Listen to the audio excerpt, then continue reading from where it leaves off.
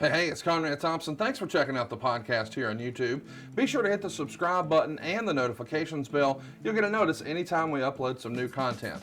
And when I'm not asking Bruce, hey, how big was Batista's? Well, you know. One of the things I like to do is help people save money. And if you're watching this video right now and you're in a 30-year loan, man, you're overpaying your single biggest bill and you may not even realize it. I want you to do a little experiment for me. Take your calculator out, multiply your monthly house payment by 360 payments. That's how many payments there are in a 30-year loan. That big scary number, that's your total of payments. You're looking at that number? You know you can do better. Keep more of your own money right now and go to savewithconrad.com. Or maybe you've got credit card debt. Man, it's not a matter of if I can save you money with that. Your average interest rate on a credit card is more than 20%. And by the way, all the interest you pay on those credit cards, it's not tax deductible. Whereas the mortgage interest, well, that is tax deductible. So if you owe this debt, it's up to you how to pay it back. Doesn't it make sense to get the cheapest rate possible and the greatest tax deduction possible? Find out how much money you can save right now for free at savewithconrad.com. You don't need perfect credit. Even scores in the 500s can be approved, and it's no cost out of pocket. But maybe best of all, we're licensed in more than 40 states. We can help more families than ever before. But how much can we save you? Find out right now for free with a quick quote from savewithconrad.com. Hey, it's Conrad Thompson, and you're listening to Something to Wrestle with Bruce Prichard.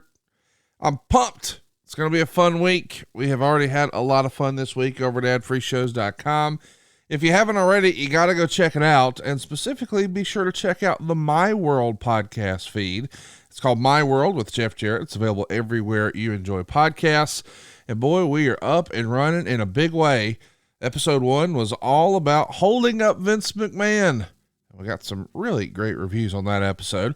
Episode 2, also available now for free everywhere you enjoy podcasts, is where we talk about being fired on national TV and what Jeff was thinking at the time. And of course, context is king, as Eric Bischoff always says. So we tell you the story leading up to that fateful last Nitro. But maybe the most important episode we've ever done, it comes out this Tuesday. It's all about Owen Hart. Jeff Jarrett has never really told his side of the story, and you're going to get it, and it is emotional. I told Jeff when we finished recording, man, that wasn't a podcast, that was an experience. I felt like I needed a drink, and he told me he felt like he needed a nap. It was therapeutic. It was something else. You've got to go check it out. It's available now at adfreeshows.com. Of course, you get all of our shows early and ad-free over there. But you can also hear it everywhere you enjoy podcasts this Tuesday. I also wanted to mention that the Dark Side of the Podcast has returned. By the time you're hearing this, we have just finished recording episode 2, all about Nick Gage. Now, if you haven't already, you need to know that Thursday night on Vice is your home for all things Dark Side of the Ring. Last week was Brian Pillman. Last night was Nick Gage. And the very next day after those episodes air, you can catch Dark Side of the Podcast also on the My World feed. And coincidentally enough, the Nature Boy himself gave me a call this week and said, Conrad, I got some things on my mind. Can you send me a link and us click record? And up it went. We called it the Ric Flair Pop-Up Show, and it's not a regular thing. It's not a permanent podcast, but he just wanted to talk, man. I guess he had been doing a bunch of publicity, and he wanted to get sort of into the weeds about all things wrestling, so we clicked record. The video for that is over at adfreeshows.com, but you can hear the audio right now for free, also on the My World podcast feed. And what a tremendous list of topics we've had this week. If you haven't already, I can't recommend that you give the Arn Show another look. We've sort of hit the reset button. We've spent a lot of time talking about his time behind the scenes as an agent for the WWE. So we caught up on more modern WWE from 2010 and 2015. Well, we decided to just go back to the very beginning. Episode 1 of our reset was called Growing Up Arn, and you hear about the man behind the character and how he had a strained relationship, if you will, with his parents and what his grandparents meant to him, and then how eventually he found professional wrestling.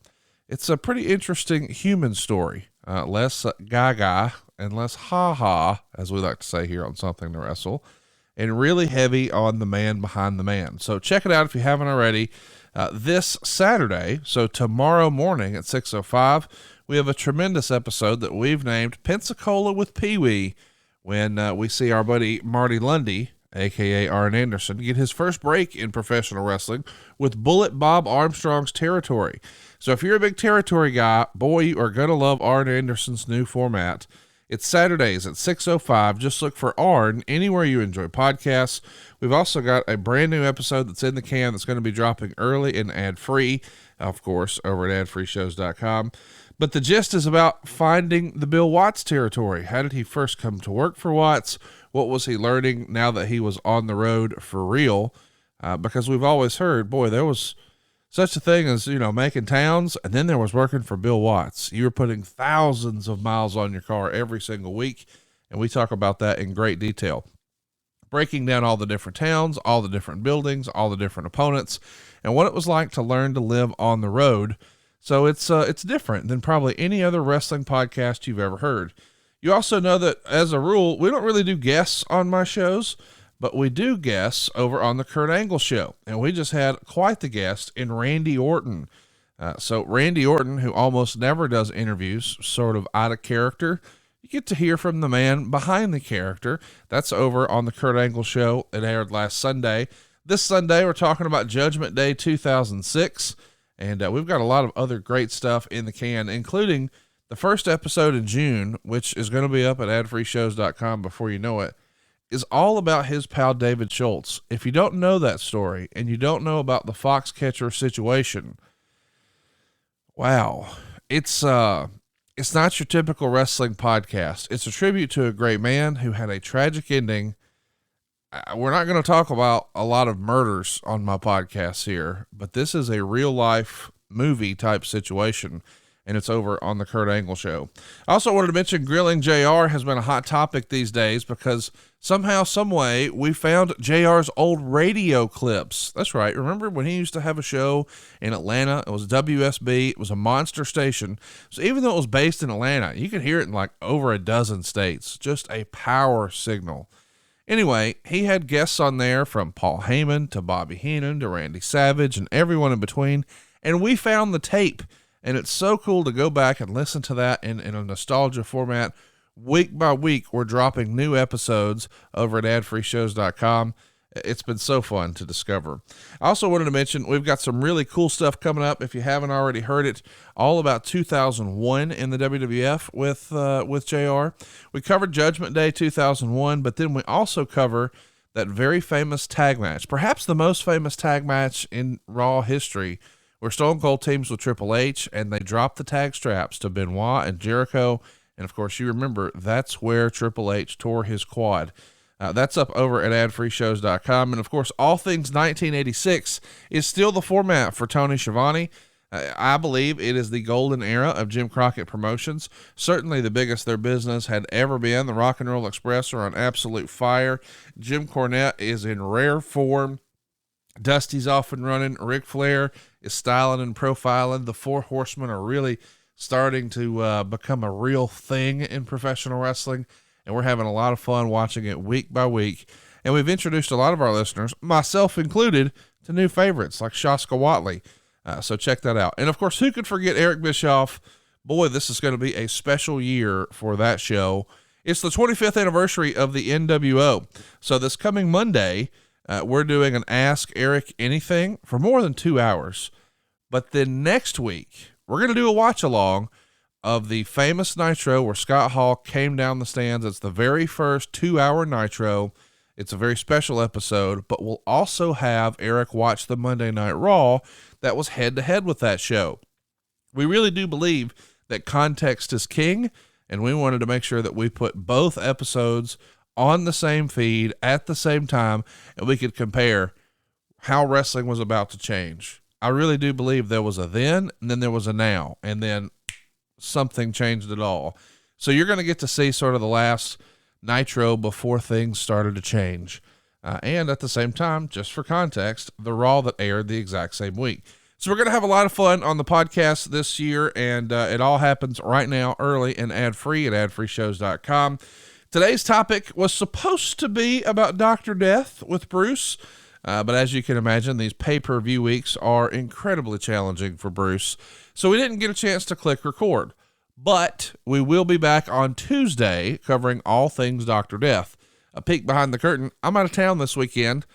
So he would have been able to record on Saturday, but I will be in Atlanta for a graduation party. So I won't be able to do that, but he will be back and at his desk the morning after Monday Night Raw, and we're going to click record on all things Dr. Death this Tuesday.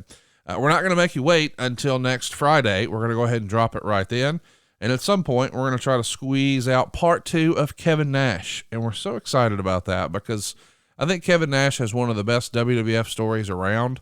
I mean, you look at what he was doing in WCW from Oz and Vinny Vegas, and now he becomes Diesel and becomes world champ and becomes a power broker really in the business with the whole Click situation.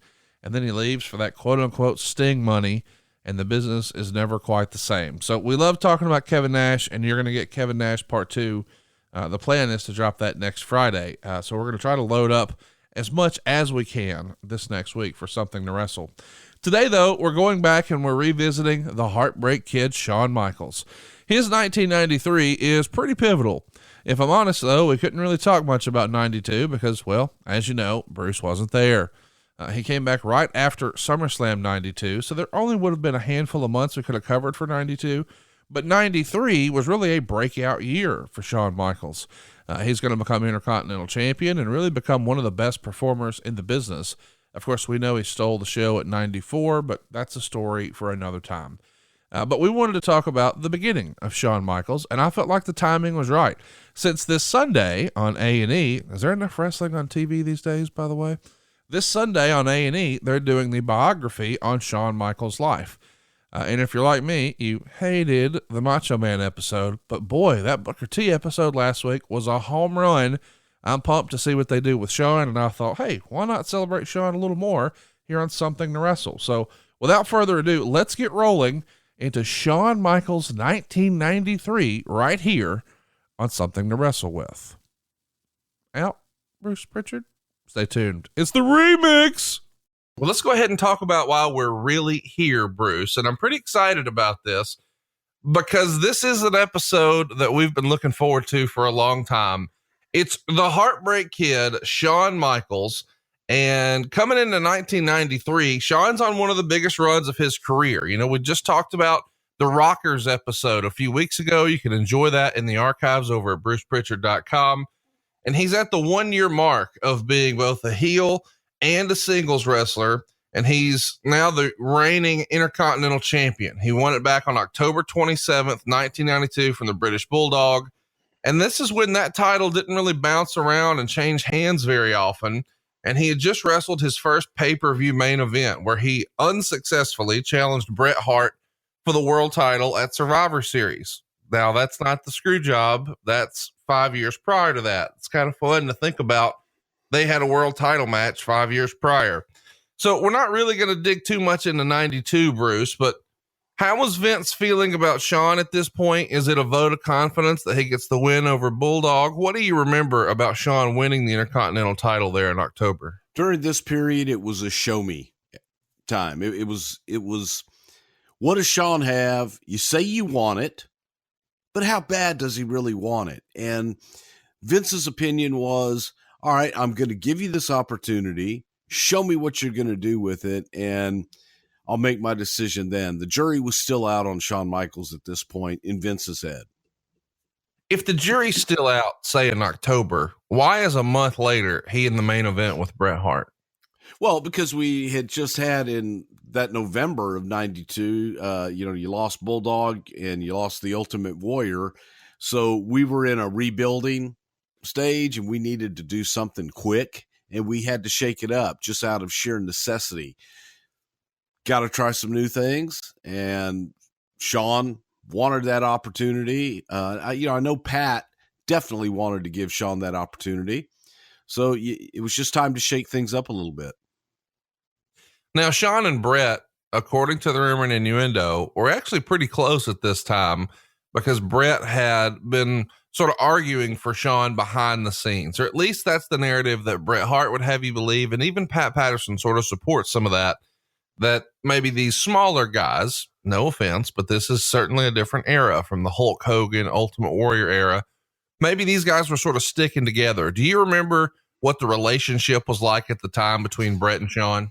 They were good friends. You know, they were good friends, and they kind of hung out together. They even traveled a little bit together. But this was an era where post steroids, so some of the bigger guys weren't as big as they used to be. So maybe people were looking at the talent that could go in the ring when that damn bell rang, and they were looking at some guys that weren't the biggest in the world, but knew what they were doing in the ring. And Bret Hart definitely fit that bill, and so did Shawn Michaels. So do you believe it was a conscious effort from Vince McMahon to say, you know what, we don't want anyone who doesn't sort of pass the smell test for steroids. We need a champion, and we need to highlight superstars that when the outside world takes a look inside of our organization, they won't question our featured guys like maybe they have in the past as to whether or not they were on the gas. I know it was. It was definitely an effort to try and just change people's perception of the WWF and what a WWF superstar was. Let me just freestyle this. Had the steroid trial never happened, do you think Bret Hart becomes the world champion when he did? Not when he did, no. So let's talk a little bit about Shawn's Intercontinental title run, because soon after he wins the belt, I believe Mr. Perfect was on TV doing commentary for a match, and he referred to him as the Heartbreak Kid, and the rest, they say, is history. So things start falling into place. Do you remember where that Heartbreak Kid moniker came from? Was it a happy accident? Was it a marketing strategy? How did that name come to be? That was something that he used with Sherry Martel, and I think he was calling himself the Heartbreak Kid long before Mr. Perfect did. But it was a nickname. It was just a moniker, kind of like, you know, Mr. WrestleMania that Shawn was doing that just stuck. And it was a happy accident, but it was something that Shawn had been doing for a while and talking about, you know, I'm the Heartbreak Kid and I'm breaking hearts all over the place. And that was part of his MO working with Sherry at that time. So it was a great happy accident, if you ask me. I don't think anybody would have thought all these years later, 30 years later, that would be the moniker they remember. Coming into 1993, we see the return of Shawn's former partner, Marty Jannetty, who returns when he does a run-in through the crowd and attacks Shawn as he's posing in front of a mirror in the ring. And Marty accidentally hits Sherry with the mirror, and this happens. And of course, Shawn pulls her in front of him, and Sherry ends up staying off TV until the Royal Rumble pay-per-view. And then it's announced that Shawn Michaels is going to defend the belt against Marty Jannetty. Now, we've talked about all this on our Rocker show, specifically the later portion where we cover all of Marty Jannetty's run. But were you guys hoping to get a WrestleMania 9 rematch out of these guys? I mean, it feels like the natural progression of things that Marty and Shawn would have wrestled at WrestleMania 9. Was that ever in the cards, and why didn't it happen? Well, it was in the cards, and that is something that we really wanted to do. But as I like to say, Marty's demons just got the better of him, and we had to go to plan B. Let's talk a little bit about the presentation of Shawn. You know, when he splits off from Marty, he's trying to redefine his look, and he tries a few different things. He tries the sunglasses and the earrings, and the ring vest, and a different set of tights, and a different type of boots. Does he put all that together all on his own, or is there creative services giving him some input here? Little bit of both. And Shawn was doing a lot of it on his own, and Shawn was going out and having these outfits made from Julie Youngberg, the nuns, as we call them, the seamstresses that would travel around. They didn't work for the WWF at the time, but it was a sister pair that were great seamstresses that did a lot of work for the different guys. And Shawn would rely on Julie to come up with outfits for him, and he wanted to be different. So that was his way of being different. Later on, creative services from time to time would come up with a different look for him and different tights and different things. But for the most part, that was Shawn relying on Julie to make him look different. We talked a little bit about Sherry on our Rockers episode, but I'd like to do it again here because I don't think she ever really gets enough credit. How was she paired together with Shawn? How did Shawn feel about it? How did Sherry feel about the pairing? Sherry and Shawn had worked together in the AWA prior to both of them coming in to work for the WWF. So they knew each other. Sherry was the manager of the tag team, Doug Summers and Pretty Boy Buddy Rose in AWA. And they were working with Shawn and Marty as the Rockers for many years. Shawn and Marty did so many spots with Sherry, and she just was one of the boys as far as her work goes. Everybody loves Sherry. I miss her every day. Every time I see a picture of Sherry, I just go, man, too soon. They took her away from us way too soon. She was such a superb talent and so damn great to work with. But they had they fit.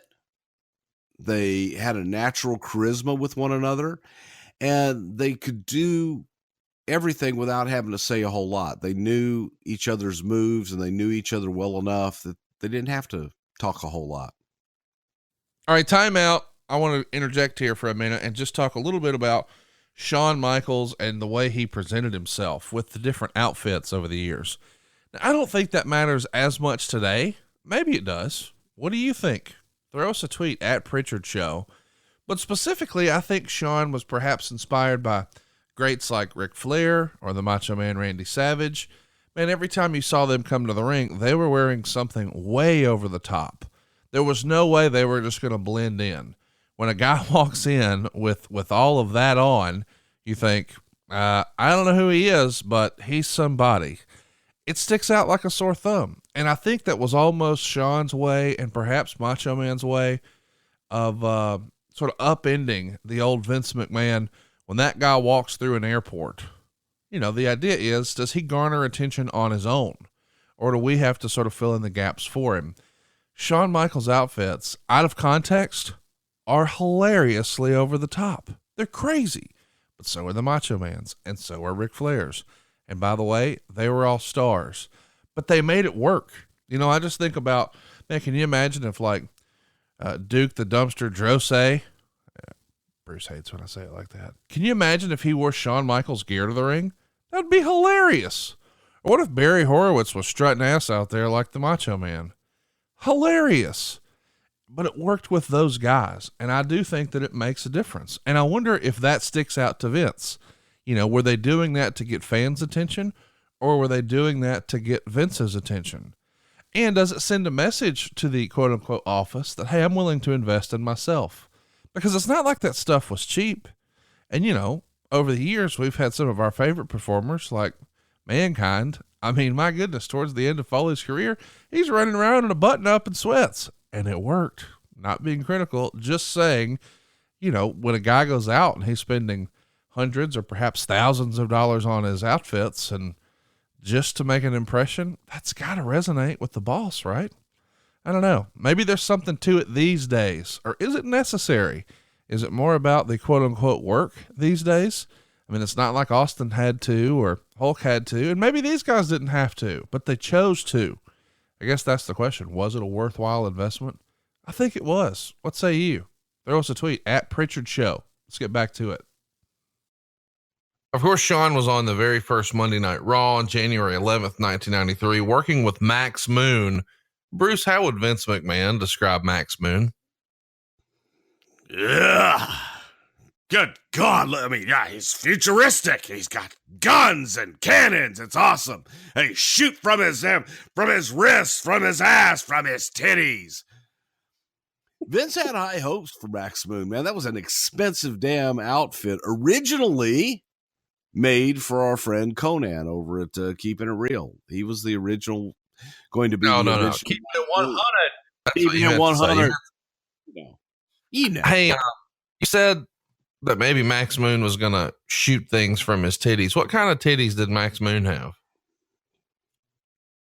Titanium titties. I was hoping for moon titties. I don't know what's wrong with our life. The Royal Rumble we referenced is January 24th. That goes down in Sacramento, California. And on our way here, Marty is working with Shawn on all the house show loops. And we talked about this match a little bit in our Rockers episode when we covered Marty Jannetty's run. This is a 4-star match, according to the Observer. They go just over 14 minutes. And people are really impressed with this. Of course, you know the finish, a super kick, and Michaels gets the win. They start brawling again in the dressing room after the match. And Shawn tells a pretty interesting story about the Royal Rumble. He says, the night before the Rumble, I stayed out too late. As I was walking back to my hotel, I tripped over a concrete parking divider and scuffed myself up pretty good. When I came to the building the next day, Vince was very angry with me. He was mad because I was out and not in good shape. I think he was thinking that he might be able to really do something with me, but all the partying I was doing wasn't good. If he was going to invest a lot of time and money in me, he wanted to make sure that I would be there. He was thrilled with me professionally, but I was not exactly endearing myself to him with my personal habits. I apologized, but I really wasn't sorry. I was developing a chip on my shoulder. My attitude was, as long as I take care of business in the ring, whatever I do in my personal life is my business. Now I understand that was wrong on several accounts, but at the time, I wouldn't hear any of it. I felt Vince had no right to tell me what to do in my free time. And Meltzer actually covered this and reported that they had to do a makeup job on Shawn before the Rumble because he had cuts all around his eyes. What do you remember about all of this? Well, I'm not too sure that it was a trip in a parking lot, if you will. You know, it's kind of like the battered wife that screams, "Hey, no, I just fell down and I bumped my eye on a door." No one other than Shawn really knows what happened. It looked like he had been in a hell of a fight the night before, and it didn't look good, didn't look professional. So when Shawn's personal life and what's happening on the outside is affecting the way he looks and the way that he presents himself in business, that it is Vince's business. It is our business to come back and say, "Hey, Shawn, you got to straighten up what you're doing out there because it is affecting you in the ring, the way you look, the way you move, and how you handle yourself." And people see him all beat up. You know, they just saw him on TV. He looked fine. And then he shows up in a pay-per-view and looks like he's been beat up by 10 guys. There's a disconnect there. So that's why Vince is upset and is wanting him to straighten his stuff out. There's lots of rumor and innuendo out here that the reason he had scrapes around his face is because he got into it with Marty Jannetty. And we covered this on the Rockers episode that maybe Shawn got in Vince's ear and says that Marty was drunk or not himself. And this happened during the Rumble match and that Shawn had to lead him around by the nose. Well, that maybe is just all rumor and innuendo, but it's a fact that Marty was fired pretty soon after this, and they're sort of scrambling to figure out what direction they're heading. Have you heard any sort of rumor that maybe the scrap that caused Shawn to be scuffed up was actually with Marty? Yeah, that definitely was the rumor, and probably the fact as well. So that's what everybody thought. That's what everybody had heard. And it certainly looked like a hell of a lot more than, tripping in a parking lot. So with Marty out, Tatanka is put into that spot. And I just got to ask Bruce, what was the stuff Tatanka used on his hair? The really nice red and blue. That was war, that was war paint for his hair and everything. It certainly wasn't, just for men, because I promise you, man, for over 30 years, men have trusted Just for Men to provide easy gray care solutions, and Tatanka wasn't gray yet. But right now, hey, man, you can trust Just for Men to provide a hair regrowth solution as well. It's been formulated with the #1 dermatologist recommended ingredient proven to regrow hair. It's 5% minoxidil. It's hair or minoxidil. There you go. From Just for Men. And it's an easy to use topical solution that's clinically proven to help regrow hair. It works by reactivating those hair follicles to stimulate regrowth. It's perfect for men with thinning hair. Plus, it's a unique precision spray applicator. So this is going to make hair regrowth pretty easy. It's pretty simple, man. You just spray it in, sit back, and move on. Because when you look as good as you feel on the inside, every date night, every meeting, every guy's night out will be something to look forward to. That's right. Start winning over thinning and look for 1 and 3 month supplies of hair regrowth in the shave aisle, or visit jfmgrowhair.com and use promo code regrowth25 to get 25% off your purchase. That's jfmgrowhair.com and use promo code regrowth25 for 25% off. Save today. So Shawn starts working all the house shows at this point with Bob Backlund. And Backlund's actually winning a majority of these matches by countout. And Shawn has said that working with Bob was easy. He's a wrestler's wrestler, and he thinks that Bob had fun working with him. We haven't talked a lot about Bob in this era. How was he fitting in with all the guys? Shawn had good things to say.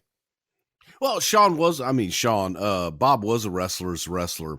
And Backlund was a little bit older now. He's coming back at a time when things have changed up a little bit.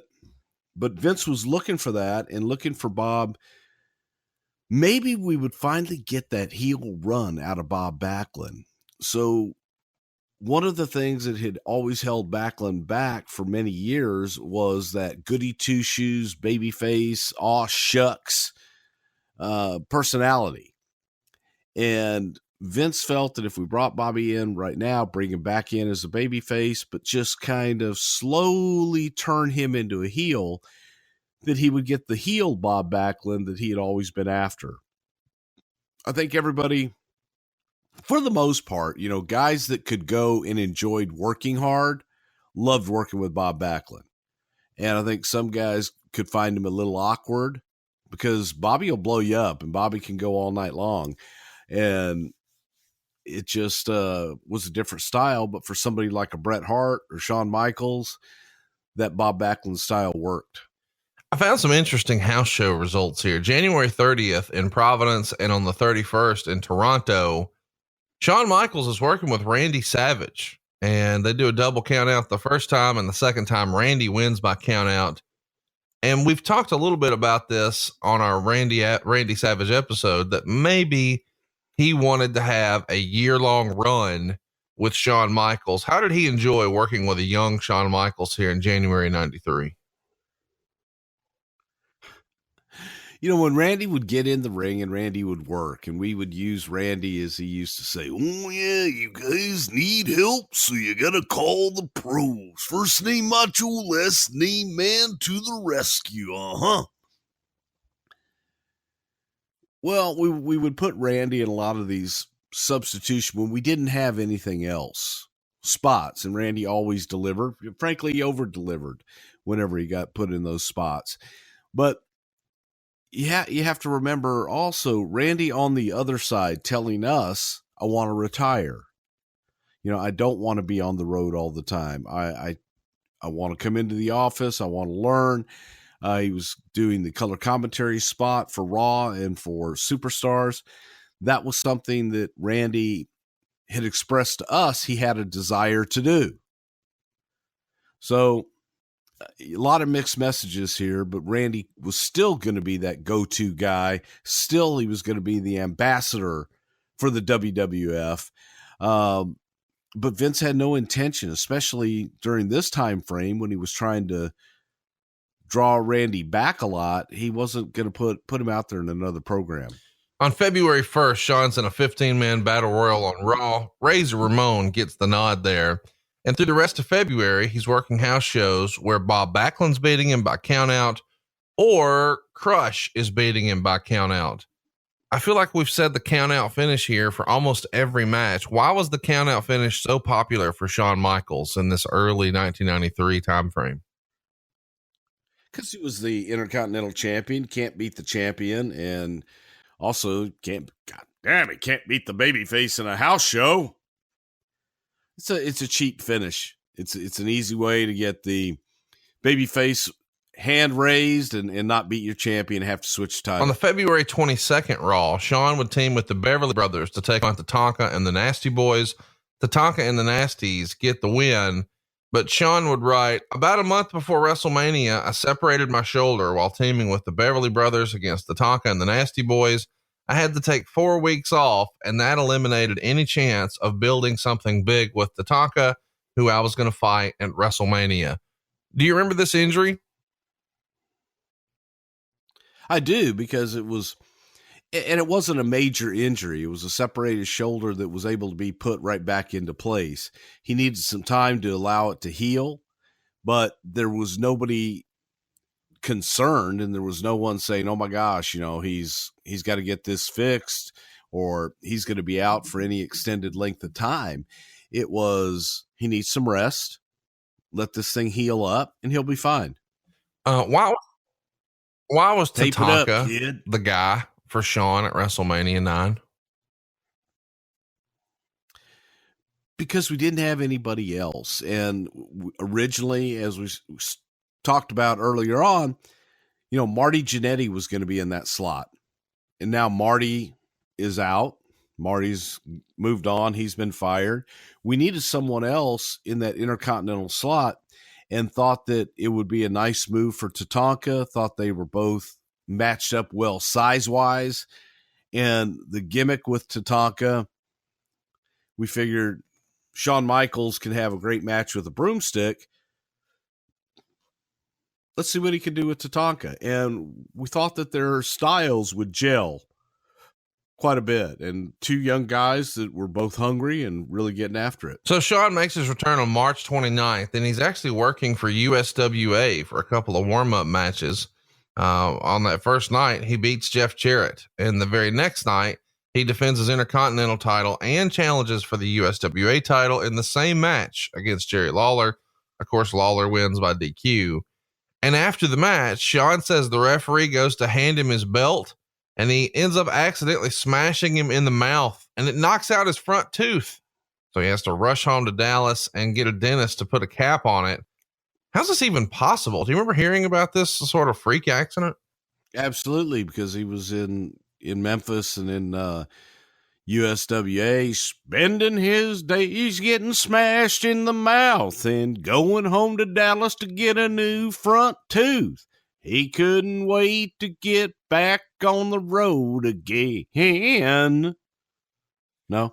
Shout out to Road Dogg for mentioning us in the WWE promoted tweet this week, where they asked Road Dogg his opinion about Jeff Jarrett going in the Hall of Fame, and he put over the song and credited you and I with the podcast sort of bringing it back into relevance. So pretty cool that he said that and that WWE let it air. Well, not only kudos to both parts. They're both kind of shocking, because that was Road Dogg's song, man. And much as it's associated with Jeff Jarrett, it always will be. It was Dogg's song, but you know what? I think I'm going to claim ownership. To hell with it. Now it's my song. Hey, so let's talk about this. We said earlier when Shawn had scrapes around his face, he said it was a parking lot divider and he had tripped, but really it was Marty Jannetty whooping that ass. Well, here he gets a tooth knocked out. Was Marty Jannetty doing run-ins in Memphis and whooping that ass? Yeah, it could have been, definitely. He could have been the referee there, and just shiznit his happens, by God. Let's get to WrestleMania 9. Of course, this episode where we covered WrestleMania 9 featured maybe one of our biggest arguments ever, and it's available in the archives now at brucepritchard.com. It took place, of course, on April 4th, 1993. Caesar's Palace does a 2.1% buy rate, which is roughly 430,000 buys or $5.8 million gross for Titan. At the time, though, it's the lowest buy rate for any WrestleMania. And our man Shawn Michaels here is in a losing effort to Tatanka again by fucking count out. They go 18 minutes and 13 seconds. So of course, Shawn keeps the Intercontinental title. And here Michaels comes out with a new manager / valet, Luna Vachon. Meanwhile, Sherry is in Tatanka's corner and they're pushing Vachon pretty hard to get us going here. What do you remember about their WrestleMania match? And specifically, Sherry's out, Luna's in. Well, it was we needed a heel, and we had broken Sherry and Shawn up, and we needed a heel. Luna was available, and I want to say I had seen Luna in Tampa probably a year before this. She looked great, was just ripped to shreds. Actually saw her while I was training in the gym, Conrad. Yeah. And she came in, she looked great, and I had brought that up, and it was just the kind of like Undertaker was the dark to my white. She was the yin to Shawn's yang. Completely opposite of Shawn in looks and just kind of demeanor in that heel role, and felt that Luna would give Shawn a good edge and make that package a pretty damn unique package for the Heartbreak Kid. So we thought about bringing Luna in and pairing them up. I thought that they paired up very well. I didn't think that the Tatanka-Shawn match was the greatest of all time. I thought that it was good, and I thought that the guys worked well together, but it just felt heavy in places, I think is the best way that I could say it, because their styles clashed a little bit. And Tatanka's a big, thick son of a gun. So it was just a little bit of awkwardness from time to time. But overall, I think that they gelled pretty well and had some good matches. Here's what Meltzer would write. Referee Joey Morello was counting on Michaels, who then knocked him down. Michaels got back into the ring, but Tatanka hit a Samoan drop and covered him for the pin. But Morello got up and called for the bell, ruling that Michaels was the loser via countout. Very weak finish to what had been an excellent opener. After the match, Luna clotheslined Sherry and kicked her a few times. And later in the show, they announced Luna had attacked Sherry in the first aid room as well. 3.5 stars. So overall, Meltzer put it over pretty hard, but thought it was a pretty lame finish. Was there ever any other finish considered for this match? Not that I remember. No, it was a kind of an opening match card, and same thing. We weren't going to switch the championship. So you got to have a screwy finish because Vince wanted it, opening match, first couple matches on WrestleMania to be happy, happy, joy, joy. Well, there you go. Shawn would write, I was coming into WrestleMania just healed from a separated shoulder and a knocked out tooth, and Chris Chavis and I had no storyline going into our match. We went 20 minutes before I was counted out. He was a very big and thick individual and a little difficult to move. The match wasn't bad, but it wasn't anything special. Do you think that's a fair assessment of his match here with Tatanka? Yeah, very much so. That's kind of what I was saying beforehand, that it was Tatanka could move, and Tatanka's deceptively big. And he could move for a big man, but to try and for you to move him could be difficult, kind of clumsy. All right, timeout. I'm really glad that Sherry Martel is a part of the discussion here, and I really wish there was more Sherry Martel, fandom, celebration. I think she's criminally underrated. And I know that everyone says, oh, she was great. But my goodness, what an impact she made on professional wrestling in a time where, women weren't exactly priority in wrestling, but she was so important to the early days of Shawn Michaels. She is now one of the most universally respected figures within the business, and a lot of people forget that Shawn was paired with Luna after Sherry. And maybe there's a reason for that. Not disrespecting Luna, I think she's actually a subject of a dark side of the ring at some point. But it makes you wonder what the thinking was in removing Sherry, because it just worked so well for me. I mean, Luna on paper seemed like she would be a big star, but was it too early?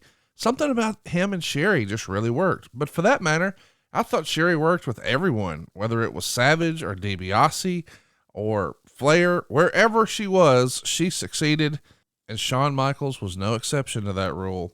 I just think as a community, we should celebrate Sherry Martel maybe a little more. Another great gone way too soon. Let's get back to it. Let's talk a little bit about Tatanka, because I don't know when we're going to talk about him again.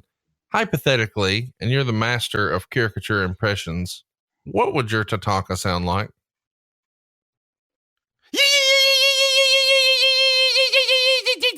Not the best one.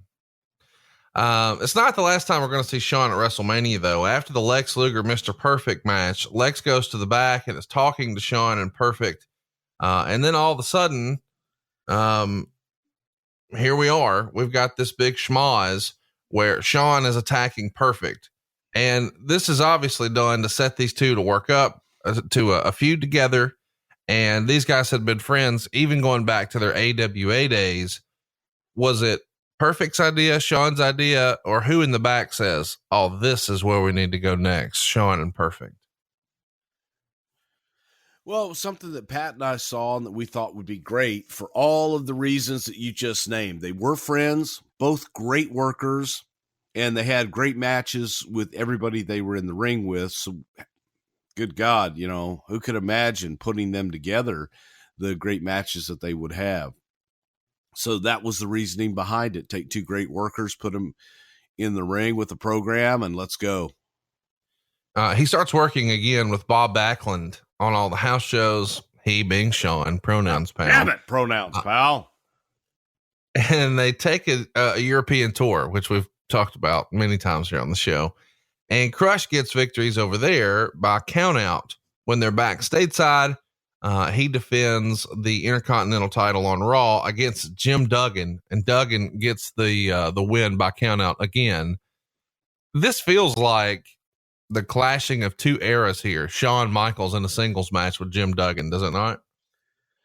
Well, maybe in 1990, Duggan, his star might have started to fade, but not really. They were pretty much, in my opinion, of the same era.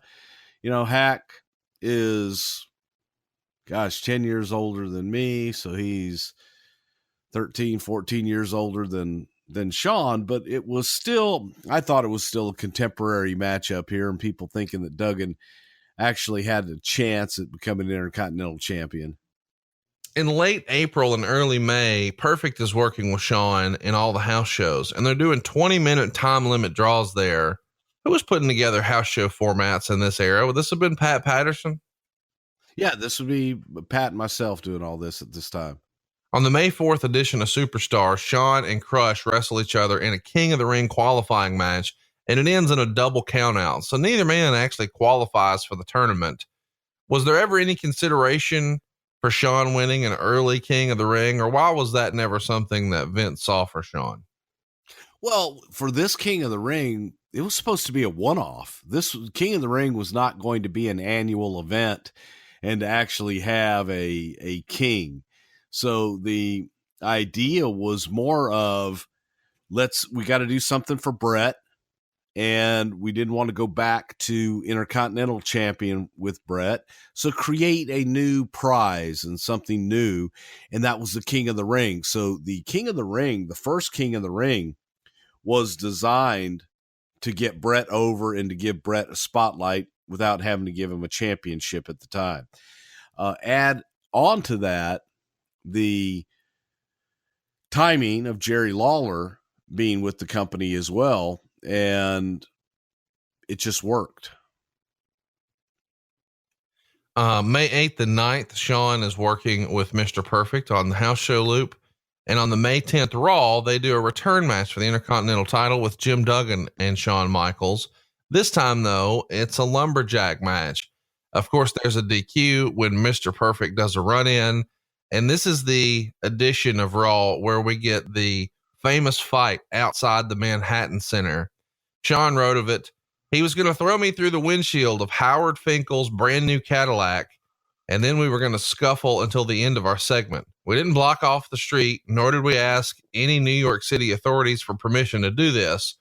Bruce Prichard, who was producing the segment, told us that he didn't know what was going to happen after we started fighting. Quote, when I tell you we have to go, we have to go. So we got into the fight, and Kurt threw me into Howard's windshield. Then all the police sirens started blaring, and the cops pulled up, and Bruce yelled, let's go. Kurt and I ran for the Manhattan Center, and it may not have been the most organized of vignettes, but it certainly made for good television. Some poor guy from the production crew was left trying to explain to the police what happened and that they didn't have to file a police report on the damaged car. It was Vince McMahon's idea to smash Howard's new Cadillac. He liked to throw a few ribs in here and there and thought it would be funny to get one over on Howard. He was going to fix or even buy Howard a new car. We shot the segment before the show, and after we taped it, Vince brought Howard into his office to show him what had happened. Quote, "I'm sorry, Howard. We didn't know they were going to do all that." Vince let him waller in the misery for a little while before breaking the news to him that he had been had. Everyone got a big laugh out of it, and Howard Finkel ended up with a brand new Cadillac. So we've sort of hinted about this Howard Finkel story before, but that's Shawn's version. What really happened? Yes, sir. Now you want to hear the truth. Okay. Well, first of all, it was not a Cadillac. It was a Chevy, like some kind of Chevrolet car. And we needed the idea was that Shawn would be outside, and we had kept Shawn and Perfect apart for quite a while. And Shawn would be outside earlier in the day on the streets of New York being interviewed when a car would pull up and it would be Mr. Perfect. And Perfect gets out of the car because he sees Shawn Michaels on the side of the street. This is his opportunity to go out and attack Shawn Michaels. So we had Vince's driver. His name was Bobby at the time. And we're like, well, it'd really be great if we had some toys, because just fighting on the street can be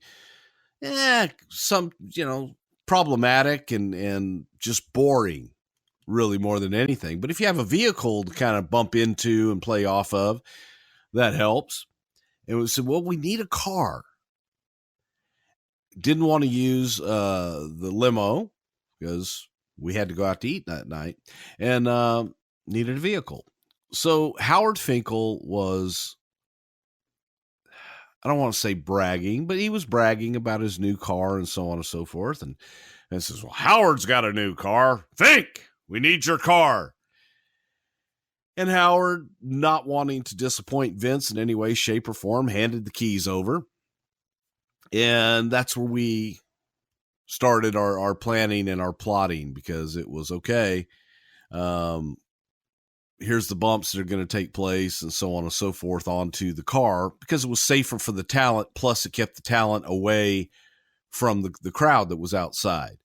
We didn't have, I think I had 2 security guys with me, if that, out on the street that was just there. I didn't want to draw too much attention to what we were doing. And we start this fight. Perfect pulls up, and it's perfect. They get into the fight, and Kurt takes him, and Shawn does a hell of a bump onto the hood, and his feet go right through the windshield. And the boots that Shawn was wearing were actually Tatanka's boots, because Shawn had on like dress shoes, and he didn't want to trip and slip. So he had the boots on, and plus it helps go through windshields a lot better if you have boots on. So they go through, and the only thing that we really approved was we could take a bump on top of the car, on the hood, and then that's it. But man, once that windshield went, it was fair game, and they started bumping into the side. What I did not anticipate, I knew that the cops were going to come eventually. What I didn't anticipate was the cops came, and they kind of surrounded us in vehicles and just sat in their car with their sirens going, and they didn't get out.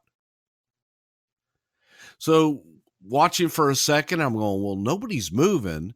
But then all of a sudden I saw a couple on foot, and they're coming from around the corner. And that's when I said, let's get the hell out of here. And I think I grabbed Shawn and had another person designated to grab Mr. Perfect. And we got them in the Manhattan Center, and there were 2 different elevators on each side of the Manhattan Center. I got Shawn in one, they got Perfect in the other, and I said, just get upstairs and disappear. So if the cops come up looking for the 2 guys in a fight, don't know where they are, they're gone, sorry, can't help you. And that's what we did. And we had, I believe I had the tape going up there. I had one of the tapes. I had the main tape where we, just kind of happened. But we escaped the police. And the cops didn't even come in to investigate. They didn't care. They thought that the car was Bobby's, who was the limo driver who drove it. And he says, "Oh yeah, no, I don't want to press charges. Everything's fine. It's okay. It's all part of the show. No harm, no foul, nothing to see here. Move along." What's it sound like that night backstage? What's Vince McMahon sound like? God damn, that's good shit. Well, the thing about it was Howard watched it, and Howard got very upset and disappeared, and nobody could find him. Finally, I think Pat might have found him, or Jack Lanza, somebody found him and said, "Howard, come here. You got to go talk to Vince." And Howard, was upset, and he might have cried a little bit and was just pretty tore up about the whole thing. And that's when Vince made him watch it with him. "Damn, Howard, I didn't know they were going to do all that, pal. But don't worry about it. We'll take care of it." And Vince fully intended on, taking care of all of it before we ever did it. That was the deal. We'll do the hood, and we'll get him a new hood, and everything will be fine, right with the world. But what happened when we got it back, and this was the worst part. So the car's out there and it's all bashed in. We had to call in a guy from 3D Towing Service in Stamford, Connecticut, Billy, and he was a good guy that did a lot of our work on our cars, mechanic work. Wait, and this by the time this is a tow service? It's a tow service, and he also had a body shop and mechanic and car wash deal all in one. And it's called 3D. So was it like, "Billy, get the tow truck"? It was exactly like that. Where do you think the Dudleys got it from? Yeah. What I'm saying, it feels like he was maybe from Dudleyville. Yeah, Stanford, Dudleyville, same difference. And he gets there, he's loading the car on a flatbed. Well, Monday Night Raw gets out. So people in the building who have been in the building watching the show are now coming out. They're getting ready to go and get their taxis and catch their trains and go home. And they see the car. And they start throwing shit at the car. And they are pelting it with pennies and bottles and trash. So even if the damage had been confined to just the hood, now the entire car is just absolutely getting trashed. People are throwing shit, trying to knock out the back brake lights and things like that. It was insane. It was absolutely insane. So by the time Billy got it back and Howard got it over to his car guy where he had bought the car 3 weeks before, he's like, "Man, basically we need to redo everything. You need a whole new body. You need a new windshield. You need new tail lights. You need new this, new that." Finally, and Howard would drive it and go, "Well, just, it just doesn't drive the same anymore. He had it for 3 weeks. Oh, it just doesn't drive the same anymore. I don't know what's wrong with it. I think maybe when Shawn took that backdrop, it hit something that has impaired its driving ability." So Vince's like, "You know what? Ribs on me. Just buy a new car." Howard's wife at the time put her foot down and called Vince and, "Do not buy him a new car. The car's fine." So I think Vince just had the damn thing repaired and gave Howard a hefty bonus and hearty thank you, and Howard was fine.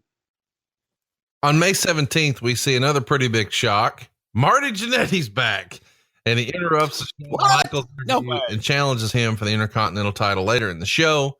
And during their match, Mr. Perfect comes to ringside and throws his towel in Shawn's face. Marty inside cradles him and wins the Intercontinental title. This, I believe, is Marty's 4th shot in the WWF. And, of course, we know what's coming. Yeah, what? Marty Jannetty, man, maybe one of the most interesting stories in the history of wrestling. If you haven't already, check out that Rockers episode. But he was fired the second. This had to be it, though, Well, right? no. I mean, he has been fired multiple times, and we run through the whole deal. But when you guys bring him back here, you're bringing him back and putting the belt on him. Is this not in the book of bad ideas to put the belt on a guy who's already proven himself to be untrustworthy? There's a long history of putting championships on guys that had long histories of being not trustworthy. Oh my gosh. We just called that Tuesday. Oh, it's like that. Well, you know, sometimes you play the hand with the cards that you're dealt. Okay. Well, I'm not mad at it. Okay, timeout. You know, it's fun to think about all of this stuff way after the fact, but context is king. And I don't know that we as a wrestling community have always been super fair talking about Marty Jannetty. Because whenever we're talking about a tag team and it feels like one guy's the breakout star and one guy maybe isn't, people would say, oh, he's the Marty about the guy who wasn't the big star. But in fact, if you go back and you talk to a lot of sort of wrestling gurus, they'll tell you at the time they thought Marty Jannetty was going to be the bigger star. So was it Marty's in-ring? Was it Marty's performance? Or was it Marty's outside of the ring stuff that kept him from being the star that Shawn Michaels was? Because I can't reconcile how the guy got chance after chance after chance if he wasn't a damn good performer who had great matches and someone that Vince thought could be a huge star. I mean, at the time of their breakup, it seemed that Shawn wasn't really that much better than Marty in many respects, but Shawn was maybe more dependable, if you could even believe that was a thing. But there had to be a reason, right?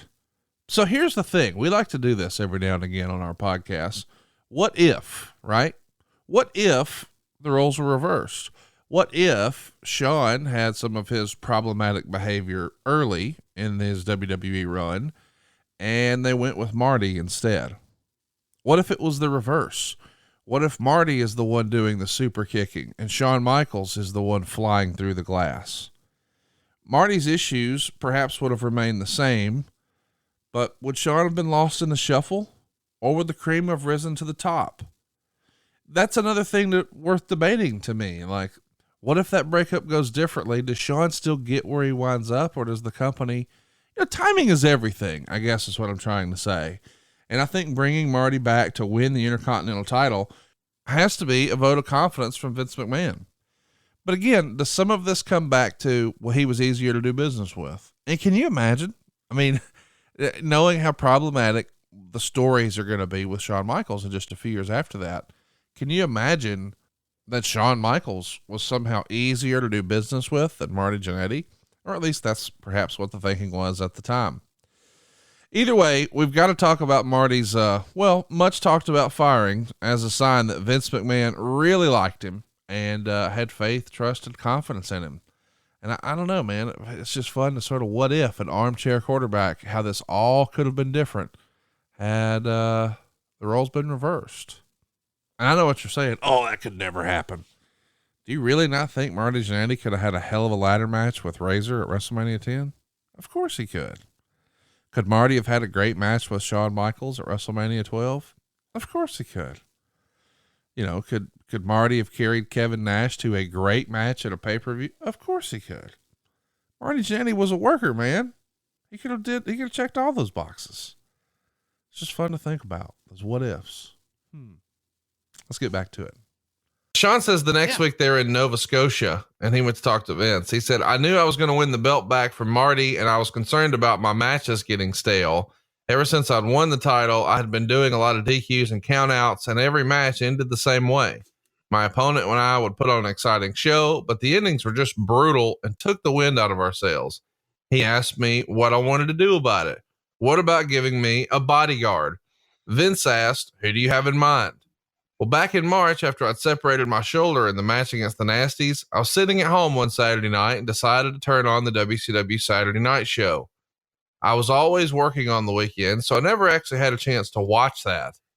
Now that I had the time, I figured out I'd check it out. So I'm watching and I see this guy named Vinny Vegas do an interview. He was really funny and entertaining, and I couldn't help but notice he's huge. I think they were billing him at something like 7 feet and over 300 pounds, which was pretty accurate. So I saw this guy on WCW TV and I mentioned him. Vince said, "I can't do that, Shawn. I don't want any WCW guys coming in. There are legal and contract issues I just don't want to deal with." And so Shawn pushes, but he's very funny. And Vince says, "It's a contract issue. I don't want to get into it. We'll put this idea together and see what happens." And he used to say that a lot. So he comes out of our meeting and I go looking for Rick and Scott Steiner. I knew they'd just been in WCW and they might know about this guy. So I find Rick Steiner and ask him, and he says, "Oh yeah, that's Kevin Nash. He's a good buddy of mine." I ask what his deal is. I saw him on TV, thought he was a riot, and Rick puts him over huge. He's a great guy. So Shawn pitches he'd actually like to do the bodyguard gimmick with him to Rick Steiner and wants to know what the contract situation for Kevin is. So Rick says, "I've got his number. I'll go call him right now." So he goes down the hall and uses a payphone and calls him. And Kevin says, "I'd love to do it." So the very next day, Kevin Nash tries to get out of his contract. And ta-da, before you know it, Kevin Nash is going to be at TV the next week with Shawn Michaels. It's amazing how all this came together. What do you remember about Diesel coming into the company? Well, I do remember Shawn coming in and having the idea about the bodyguard and all that. You know, we did have to be extremely careful because you couldn't tamper with someone's contract. The very first question that you have to ask them is, are you under contract? If they answer yes, next question is, when are you free and when do you have the ability in your contract to negotiate and to talk? Then they give you a date, mark it down, and that's when you go back and talk to them. But to talk to, especially someone in my capacity or Vince or JJ or Pat, we were not allowed, man. You just couldn't have that conversation with the talent because that's tampering with their contracts. How you get around that is, you know, talent talks to talent. And if they want to share some of their contractual details, then they sure as hell can, which is what happened in this case. And we still were like, hey, he's under contract. We can't talk to him. How could you talk to him? If he had a window in the contract where he could negotiate, or if he was not under contract at all. So that's when Kevin Nash went down and got his release. And I think he told him he was going to go back to being a bouncer in a strip club and wanted to just be free and clear of the wrestling business. He was done. He'd given it a shot and wanted to move on. Ole wasn't doing anything with him. They had nothing for him, so they gave him his release. He immediately faxed it over to J.J. Dillon, and the rest, as I say, is history. We brought him up to Vince's house first, actually, just so we could meet him and take a look at him and try and come up with a name for him. That's where the whole weak chin conversation happened. Let's talk about the weak chin conversation. Well, Kevin came up, and I remember had a fanny pack, and his hair. He was Vinny Vegas. He looked like, the old Vinny Vegas. Vince wasn't crazy about the look. Wanted to clean him up, cut his hair, shave, and do some things. And I said, I'd really like to get rid of that goatee. And Kevin was like, no, got a weak chin, man. Got to keep the goatee. Can't lose the goatee. Weak chin. I'm like, what? The fuck's a weak chin? I keep my goatee because I've got several chins I'm trying to hide. But that was the reason Kevin wanted to keep it. And Vince like, yeah, no, God, he looks great like that. Good God, look at him. He's huge. So vascular. But it was Shane McMahon. It was a weekend. Shane McMahon was sitting out there with us and coming up with names. And it was actually Shane that threw out Diesel. It's like, Diesel, I don't get it. And it's like, Diesel, man, you're buff. You're like a badass. Boy, that guy's like Diesel. and telling us what Diesel meant. I guess on the street lingo, Diesel is a bad babba jabba. He's a very bad that can kick your ass. So Diesel was born. Did Vince ever use the phrase cock diesel? Not that I know of. Have you? Okay. Oh, okay. Well, yeah, I mean, that's the thing people say. Regular people? Okay. Yep. So Kevin and Shawn strike up an immediate friendship. And Shawn says, Kevin was the first guy who I met in the business who I could talk to and trust. I kind of looked up to him. From a wrestling standpoint, there was no doubt I was the leader, but in life, he was the leader. He may not have had a great formal education, but he was sharp and had a lot of street smarts. Kevin would point a lot of stuff out to me. He didn't stir things up like other guys. He just simply looked out for me. And it was the first time I really had an ally like that. I told him about my situation in the locker room, how a lot of people didn't like me. It doesn't matter, he said. I like you. Well, a lot of people want to beat me up. And Kevin said, nobody's going to beat you up. Don't worry. What do you think about Shawn's words here about how he sort of looked up to Kevin? Is that based on age, experience? What was that dynamic like? And what do you remember about their budding friendship here in early 93? I looked up to him because Shawn was 5'10" and Diesel was 7 foot. I was ready for that. Had to look up to him. You know, that's what we call physics. Dude. You know, Kevin was a little bit older and had more maturity to him.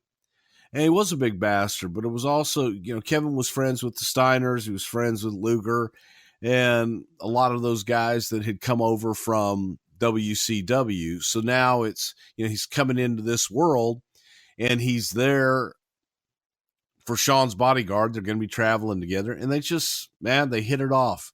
They hit it off right away, became friends right away. Scott Hall was kind of in that mix because Scott had worked with Kevin in WCW as well. So, you know, the clique, if you will, was born. Now, the original idea Shawn had was to make Kevin like a Secret Service type bodyguard. But in the end, they didn't think Kevin would really fit that role. So they went with the quote unquote cool look, which everybody knows means sunglasses and a jean jacket. So that's the idea.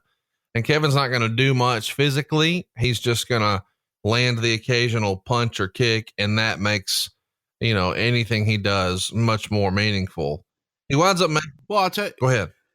On the look. And that was something that I'd come up with because they wanted him to be a bodyguard. And that was something Shawn wanted, to be in a suit and tie. My objection to that was he looked like Vinny Vegas then. He was going to look too much like Vinny Vegas in the suit and tie, and I wanted him to look different. So I wanted him to be like that bouncer, that badass bouncer at the, you know, the roughest club in town that stood over everybody. And he had to look cool.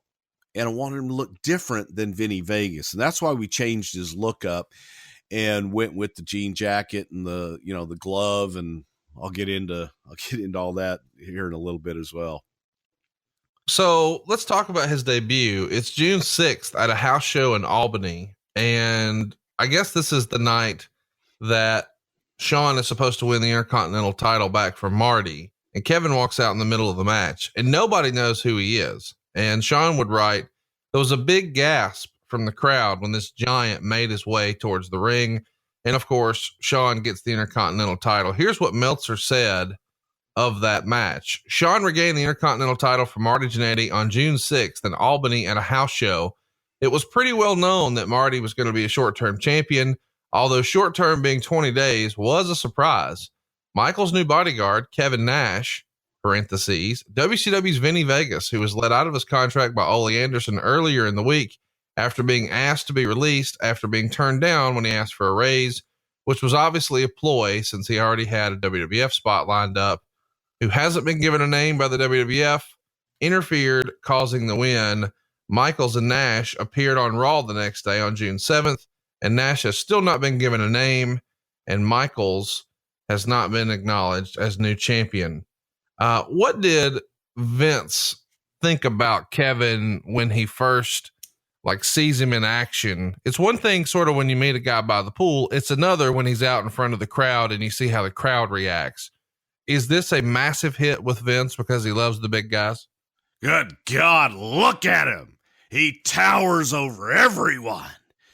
And that was the key. When Kevin Nash walked out to the ring from the back, you can see people standing up and oohing and awing, but you still saw Kevin Nash's head walk into the ring. So he's a big bastard, and that's impressive. It's impressive as hell. And that's what Vince saw. And Vince immediately had dollar signs in his eyes because he felt, the big guy's got a presence, and they don't even know who he is, and they're responding to him. So pretty soon after they're all here, sort of reunited, Vinny Vegas reunited with the Diamond Stud and their new friend, Shawn Michaels.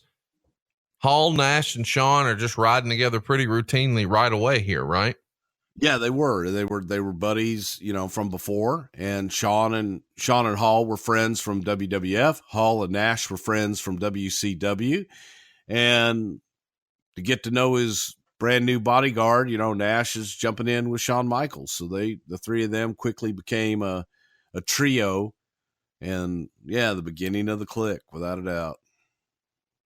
So I could tell in your voice there, but occasionally these guys gave you heartburn. When do you remember the first time, like the clique, maybe not in name, but just this group of guys, there was a conversation amongst some of the other boys about them having heat or something where it just made you sort of go, about that group of dudes? The first thing that I really remember was Chief Jay Strongbow making a comment about how they all traveled together. And then later on with the 1-2-3 Kid being a part of the clique, and he would call the Kid Trailer because he would always be the last one kind of trailing behind.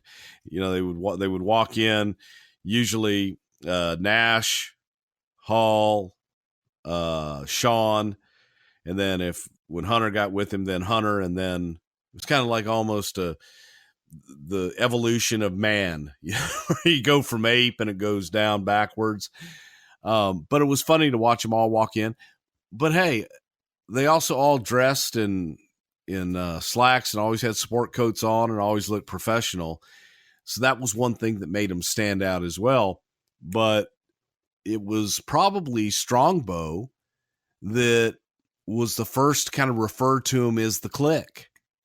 And these guys all hanging out and really pointing it out. All right, time out. Let's talk about the clique. Boy, it's one of the favorite topics here to discuss on the internet, in this internet wrestling community we're in for wrestling fans. But I love Bruce's line here when he says they walked into buildings and they looked like Darwin's evolution of man. The power behind the scenes has been bandied about over the years. Was it real? Was it not? Was it good for the business? Was it bad? And I think you could argue that no group has ever had that much influence in the WWE ever again.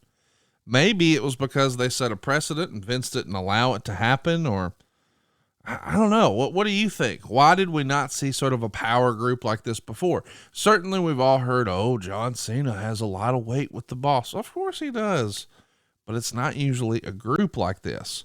Perhaps in hindsight, the next time we saw a big, powerful group like this in wrestling, and boy, we're going to piss some people off here. Was it the Elite?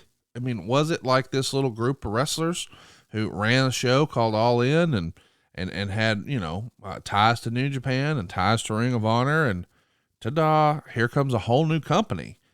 But it is interesting to think, like, what if the clique existed, 3 years ago? So instead of, Shawn and Kevin and Scott and Waltman and all those guys and Hunter, didn't mean to forget him. But if everybody sort of had their sort of big push and big moment and, they're in their prime 3 years ago, I mean, would they have done the same thing? Maybe, probably not. It's just interesting to think about how this supposed backstage power manifests itself in reality on TV. And I can't think of another instance where it happened twice than right here. I mean, I guess you could say the NWO, but that feels different because, or is it different? I don't know. I think we've talked about this enough to where even I'm confused now. Let's get back to it. This gets us to the very first King of the Ring pay-per-view. It goes down on June 13th from Dayton, Ohio. About 6,500 fans to sell out the joint, and they paid around 80 grand at the gate. Shawn's working with Crush here, and they go about 11 minutes, and Shawn actually gets a pin for a win for once, believe it or not. Here's what Meltzer wrote. Crush has improved a lot in the area that he can do good moves and has agility, but he still doesn't work well with others. He's going to have a problem in that he's so much larger than almost all the wrestlers, especially now that everyone's off the juice. In this match, it was hard because they do all the cliche big man, little man spots that were done in the 3 previous bouts on the card. Here, they gave Kevin Nash the name Diesel in a pre-match interview. Diesel distracted Crush, allowing Shawn to post him several times, but Crush kicked out on the pin. Crush comes back, reversing a front face lock and throwing him over the top rope to the floor. And then he gets several near falls until both doinks come down and distract him, allowing Shawn to come from behind and super kick him for the pin. 1.5 stars. Was there ever any long-term plan to do anything with Crush and Shawn, or was this always designed to give Shawn a win and set up Doink and Crush? This was designed to set up the whole Doink and Crush, and it was a way to get to a pay-per-view event, a pay-per-view match that they hadn't seen before, and do something different than kind of spin them both off after the fact. Shawn finishes June beating Marty on all the house shows, and then in July he's working with Mr. Perfect again, usually winning, occasionally losing by countout. And then on June 28th, we see Shawn defeat Kamala with a super kick after Diesel distracted him.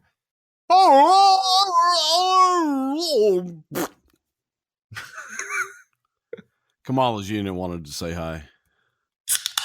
I'll drink to that. It's always fascinating to me when you see a result like that. Shawn defeats Kamala. Like, that feels like, hey, but those guys weren't even in the business at the same time. What the hell? July 19th, we see another Raw episode where Shawn and Marty are wrestling. And this time it's at a rematch, of course, for the Intercontinental title.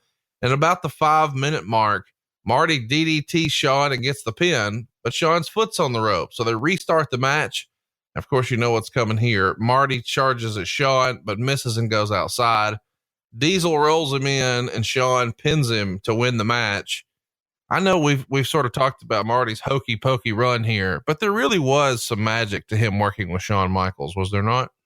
I think there was, just sheerly out of their long history together as tag team champions. And as crazy as Marty's runs were in and out of the company, when the bell rang, and especially with Shawn, they made magic and they had lightning in a bottle, and it was fun to watch. Shawn works a dark match on the July 25th Raw, and I bring it up because Owen Hart is his opponent, and Owen gets the win by DQ. And Shawn would write of working with Owen.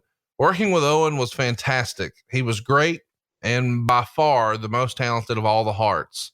With Owen, you could call things on the fly, change things up, experiment, and basically do anything you wanted to do. He was a pure joy to work with. Now, of course, Shawn wrote this years after Owen had passed, and we've talked about the rumor and innuendo from late 97, early 98 with Shawn and Owen. But in this era, Shawn was getting along pretty well with Owen, right? Yeah, he was. And Owen was a pure joy to work with. And everything that Shawn said there is true. Owen didn't take himself too seriously. So he was a joy to work with. He could do anything and everything. And he liked to have fun in the ring. So when you're out on the road and you're working day in and day out, it's good to loosen up and have somebody that you can, have fun with in the ring. And Owen was that guy. They do a Madison Square Garden elimination match on August 13th. And this match has Shawn, Diesel, and Bam Bam Bigelow taking on Mr. Perfect, Marty Jannetty, and Tatanka. And then they do a SummerSlam Spectacular on August 16th in Poughkeepsie. And we would see Shawn beat Bob Backlund here. They do a cage match the very next night in White Plains, and it's with Shawn Michaels and Marty Jannetty. So they've got an interesting lineup here for the house shows. Let's talk about SummerSlam. This goes down August 30th, 1993. We're in Auburn Hills, Michigan, and it doesn't sell out, but it is the largest crowd of the year for a wrestling show, somewhere between 18 and 19,000 folks. And we finally get this Shawn Michaels Mr. Perfect match, but wouldn't you know it, it's another count out. Michaels gets the win. He retains in 11 minutes and 20 seconds. This is something that we've sort of talked about before, but not maybe in as much detail as we can here. What do you remember about this match? It got 3 stars in the Observer.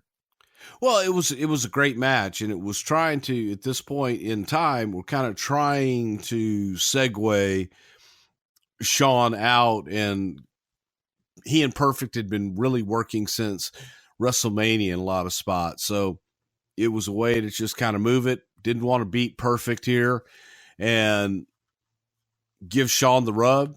You know, now he's got Diesel, and take him, if we are going to be able to, you know, take him to the next plateau here.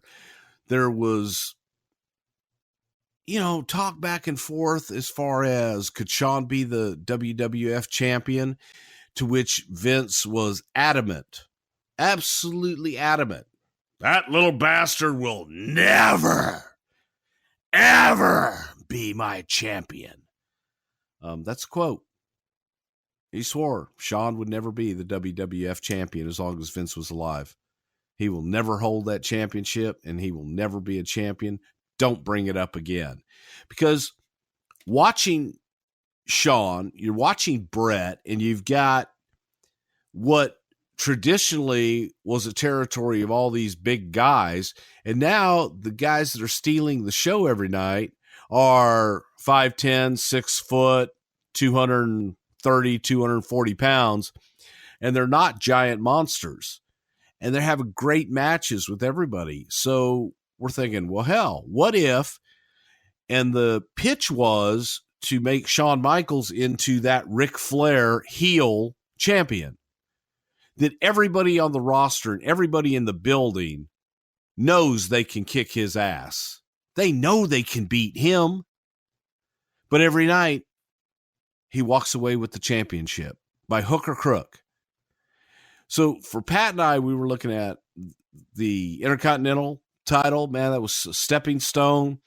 But let's shake things up and try and get away from the traditional babyface champion, which is what the territory was, and let's have a heel champion, but a heel champion that was a chicken shit, and a heel champion that was beatable, I guess is the best way to say it.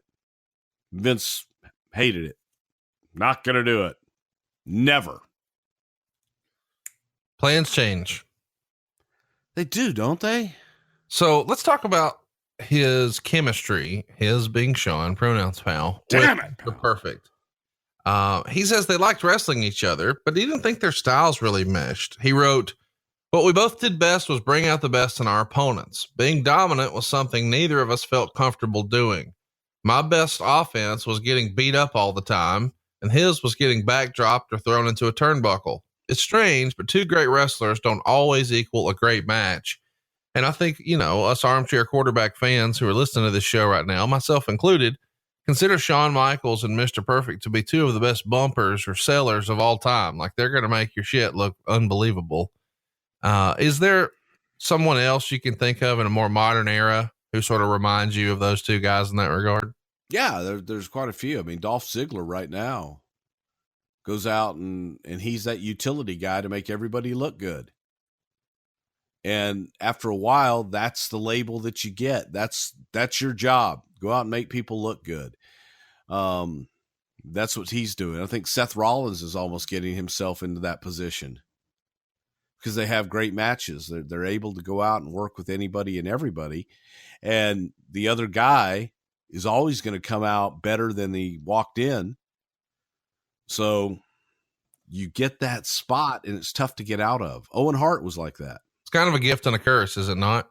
No shit. And, you know, during this time, I disagree a little bit with Shawn's assessment that they didn't gel. I thought they had some great matches. At first, they didn't gel because both guys wanted to be heels. And Perfect was not all that comfortable in the babyface role. So he still kind of worked like a heel and he thought like a heel. And Shawn obviously was just a natural heel. But Shawn took that role and, in my opinion, made Kurt a better babyface during this time by taking the lead and getting Kurt to relax and, come on now, come back and be a babyface. Let's talk a little bit about the suspension. And this is maybe the most interesting thing on the show this week to me. Shawn would write, about 2 weeks after SummerSlam, Vince called and told me I'd tested positive for steroids. I said, what? I'm not taking steroids. And Vince said, the test came back positive. You have to take 6 weeks off. And Shawn was upset. I'm not taking 6 weeks. I didn't do anything. And at the time, I weighed almost 240 pounds. I was fat and couldn't believe he thought that I was taking steroids no matter what the test results were. Look at me. I'm out of shape. I'm drinking a case of beer every night with Nash, and I'm matching him meal for meal. I would tell you if I took steroids. Why would I, of all people, take steroids? Every Tuesday night after the face-to-face interviews, a whole bunch of us would meet at the Holiday Inn in the Newark airport, and then we would go to the bar. I told Vince maybe somebody put something in one of my drinks. And I told him I might have been a pain in the ass sometimes, but one thing he could always count on was my honesty. I would always tell him the truth. And I did not take steroids. I took a lot of other things and I told him about all of those, but I did not take steroids. If I had done this, I would admit it. And Vince said, I have no choice. You've got to take the 6 weeks. And I said, fine. And he says, well, you got to give us the belt back. And I said, nope, I'm not giving the belt back. Vince was angry, but I wasn't going to budge. I did not do what they said I did. And if I was being punished for something I did wrong, no problem. But I didn't do this. And I told them about the things I did do and said, if you want to punish me for that, that's fine, but I'm not giving you your belt back. And Vince said, okay, we'll talk in 6 weeks. And to explain the absence on TV, the WWF president, Jack Tunney, said that the September 27th Raw would show that Shawn was suspended for insubordination. And they had a battle royal on Raw where the final 2 men left would wrestle the following week on Raw for the now vacant Intercontinental title. Of course, we know Razor and Rick Martel were the last 2 in. And the following week, we see Razor beat Rick Martel to become the Intercontinental champion. What do you remember about Shawn's suspension here? The one thing I remember most about the suspension was Shawn telling Vince that, I'm out on the road busting my ass every single night for you. Will you sit in your ivory tower counting your millions? I'm out here busting my ass and making you that money. So if you want this belt, you can come down to San Antonio and get it because I'm not giving it back. And I remember Vince just kind of being tickled at that. He was pissed, but it was one of those, can you believe that little son of a bitch said this to me? And I've just always remembered that counting your millions in your ivory tower comment kind of went up Vince's ass sideways a little bit. And he was pissed off for a while about that one. But Shawn sure as hell didn't look like he was on steroids. And I don't know what the hell happened there. It could be that he was taking some other supplements that made it look like he was taking steroids. I really have no idea, but the fucked up thing is it screwed up all of our plans for the short term. And in the long term, what it did was create a rivalry in a scenario that, in my opinion, was some of the best shit we did and got us to some of the greatest matches ever in history. It's so fascinating to me that with Shawn Michaels, a lot of times, when the plans change and the initial thing doesn't work out and you guys aren't really happy with that, whatever you wind up coming back with turns out to be like the best thing ever. I mean, you could say whatever you wanted to say about the Brett and Shawn thing in November of 97, but that all leads to the Mr. McMahon character who's going to be the perfect foil for Stone Cold Steve Austin. And nobody ever planned any of that. It just all sort of happened. And it happens here too. What were the original plans had you guys not had this steroid issue and had to strip Shawn? Well, we probably would have gone with Razor anyway, because Vince was looking at Razor all down the line. Vince saw Razor in that babyface role as possibly being the WWF champion one day. And this was his way of thinking, God damn, we'll groom him. He'll be the next champion. And if we're ever going to make the move, now this is Pat and I on our side. We're thinking if we're ever going to make the move, we got to get the Intercontinental title off of Shawn so that we could get him into the hunt for the WWF championship. Even if in the beginning, Vince doesn't have his sights set on or buys into the concept of making Shawn champion, we knew we could get Shawn into the hunt to have matches with Brett and start going after the championship. And you add Diesel to that, he's got a formidable chance. Right. It really does. So Pat and I were kind of plotting and scheming that way, but then this threw a wrench into it. Now we don't have Shawn. We're going to have to rush Razor. So let's just go ahead and get it on him. But when Shawn came back, and I was like, well, we have two champions. Nope. Shawn vacated his. I said, I understand that. But I went back to in 1978, maybe 1980, maybe 81, whatever. Terry Funk had a replica NWA World Heavyweight Championship made. And he would go around to different places and he would wear his replica belt and claim to be the NWA World Heavyweight Champion. I never lost this championship, and Harley Race, you're not the champion, I am. So what if Shawn just kept walking around with the belt claiming to be the champion? Razor won it. He went through the tournament and he the Battle Royal, whatever, won it, beating Martel. Razor's the rightful champion, but he never beat Shawn, who was the last champion. They both have a legitimate claim to the championship. And that's where Pat's, we could have a ladder match, and they hang the titles up. And Skipping ahead, Bruce. I'm sorry.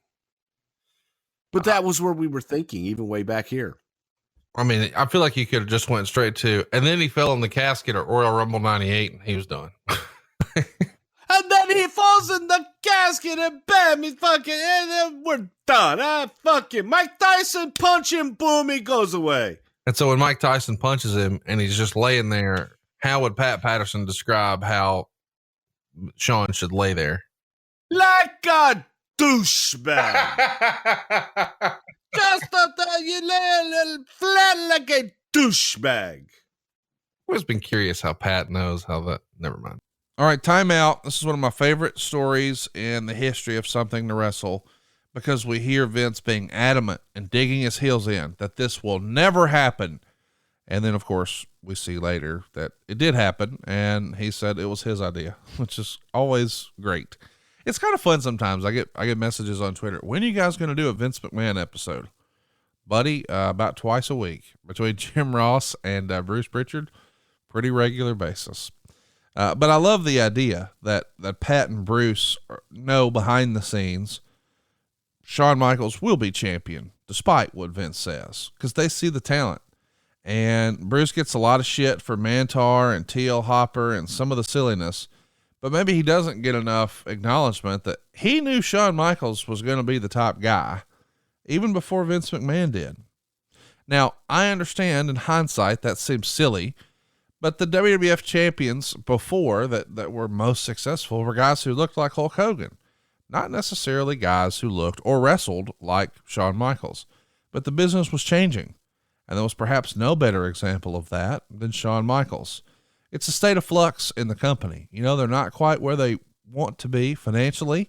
They're looking for their next big thing. I think Bruce always says he's looking for his hit. He's looking for his next big hit. And who would have thought? Here it is. It's been under our nose the whole time. Oh, and real quick, let's talk about gimmick matches. I mean, how many matches have we seen in WWE history where everything's different after the one match? Like it really elevated both guys to superstar status. I feel like when that happens, there's usually a gimmick involved. And I know Bischoff hates gimmick matches, hates them. And I get that. But on the other side of this ladder match, to me, as a fan, Shawn Michaels and Razor Ramon are much bigger stars. Fast forward to like WrestleMania 13 and that brawl all over the building, bloody submission match with Ken Shamrock as the referee. Austin and Brett are much bigger stars on the other side. I don't know what it is about these special stipulation matches, if you will, but it feels like on the other side, if done properly, and perhaps it's in the context of it being at a WrestleMania, those guys are bigger stars. They are quote unquote made men. And I felt like that was the case here with this first ladder match. And man, it's just fun to go back and look at this stuff with the benefit of hindsight and see what happened in their careers. Let's get back to it. So Meltzer said, the situation with Michaels marks the first time in the modern history of the WWF that a champion has left the promotion without losing the title. The most recent example in the WWF history would be 1981 when the Moondogs were held up at the border between the United States and Canada, presumably, drugs, roll tide. So Shawn says during his 6 weeks off, he goes to the gym and he feels like, what was drugs? The Moondogs? well, that's the rumor and innuendo. No, I think it was a visa problem. Okay. He was Canadian and he didn't have his visa in line. That's what I always heard. So Shawn goes to the gym, wants to get in shape, and he says he was really heavy to the point that Scott Hall starts calling him Tiny Elvis, but he really means the Fat Elvis. Do you remember some of the boys ribbing Shawn about his weight gain here? Absolutely. Because he looked chunky. Hey, fat guys can call fat guys fat. But Shawn had put on weight, man. He had a gut on him and he just had that extra roll of fat going around. And for the Heartbreak Kid, that wasn't the look, especially when you go back and look at those pictures of him and you compare that to the next couple of years where he just was ripped all the time and had abs and really was very conscious of that. It was a different Shawn. Do you think the weight gain affected his in-ring performance, or was he able to still give the same performance, whether he was a little heavy or a little lighter? Personally, I like the weight gain because it gave him a little bit. He didn't have quite that polished look. I don't think it hindered his performance at all. I think that he was still able to go out and tear the house down every single night. Shawn said at this point, his relationship with Vince was not the best. Quote, I would go off on Vince periodically and then call him back and say I was sorry that I'd lost it. He was always patient and forgiving with me. I think he put up with me because he really admired my desire to be good and, for lack of better words, my love for the business. Vince also knew that I would do just about anything for him. I didn't apologize for the steroids because I knew I hadn't taken them. After a few weeks, we'd both cooled down and everything was fine between us. Was this the first time you remember there being a serious, fuck you conversation with Vince and Brett? You mean Vince and Shawn? I'm sorry, Vince and Shawn. You know what I mean. Pronouns, pal. Yeah, but this was kind of the first time that this relationship started to build, and it was contentious at times. However, they kept the lines of communication open, kind of like your family. You have to talk to your family. You don't always have to talk to your family, but Vince always kept those lines of communications open, and Shawn used them. So Shawn would have the good conversations and the bad conversations. Everybody could do that with Vince at that time, and he made the most of it. So the fact that he was at least doing it, they had a relationship versus guys who would see Vince and walk the other way because they were intimidated, didn't want to have anything to do with him. So Shawn made the most out of it. Let's dive deep into rumor and innuendo for a minute, can we? Sure. So one of the reasons that maybe a lot of people are intimidated to talk to Vince, besides, him just being a big personality and everything that he's done, the history that he's built for himself with the company, blah, blah, blah. is that guys have to get paid, and this guy's sort of controlling your livelihood, and you got bills. So you sort of tiptoe around your boss. And I think that's commonplace, not just with Vince, but with a lot of industries and a lot of businesses. But around this time, Shawn starts to push back a little bit and becomes a little bit more difficult to deal with, and becomes more about, I'm going to do what I want to do. And allegedly, according to the rumor and innuendo, a fan that Shawn never met died around this time and left Shawn $2.5 million. Allegedly, this is a super fan of Shawn's, a male who Shawn had never met. And all of a sudden he gets notified, hey, you're a millionaire. You've just inherited $2.5 million from a stranger. And this would come up in January of 96 at a press conference. And Shawn was furious at the question and shut it down and said no comment. But it feels like one of those, if there's smoke, there's fire situations. What do you remember about Shawn inheriting a bunch of cash, millions, from an anonymous fan? I have always heard that rumor, and I cannot tell you if that is fact or fiction. I always heard the story that, the guy left Shawn all this money. Wouldn't surprise me. But I never point blank ever asked Shawn, hey, did you inherit a bunch of money from people? I've had those that have sworn that that was the case and that he became a millionaire overnight and got all this money. I've also had people that swear that it was a work and that it never happened. So short of asking Shawn personally myself, I never have. I just don't know. All right, big time rumor and innuendo here. This was in the dirt sheets all the time. Shawn's quote unquote millionaire benefactor. Of course, Bruce says he doesn't know if it's real or not. You know my take on it. I do believe it's true. Do you think it's true though? And I got to tell you, it might actually make a lot of sense in hindsight when you hear how sort of Shawn had the bravado to push back on Vince.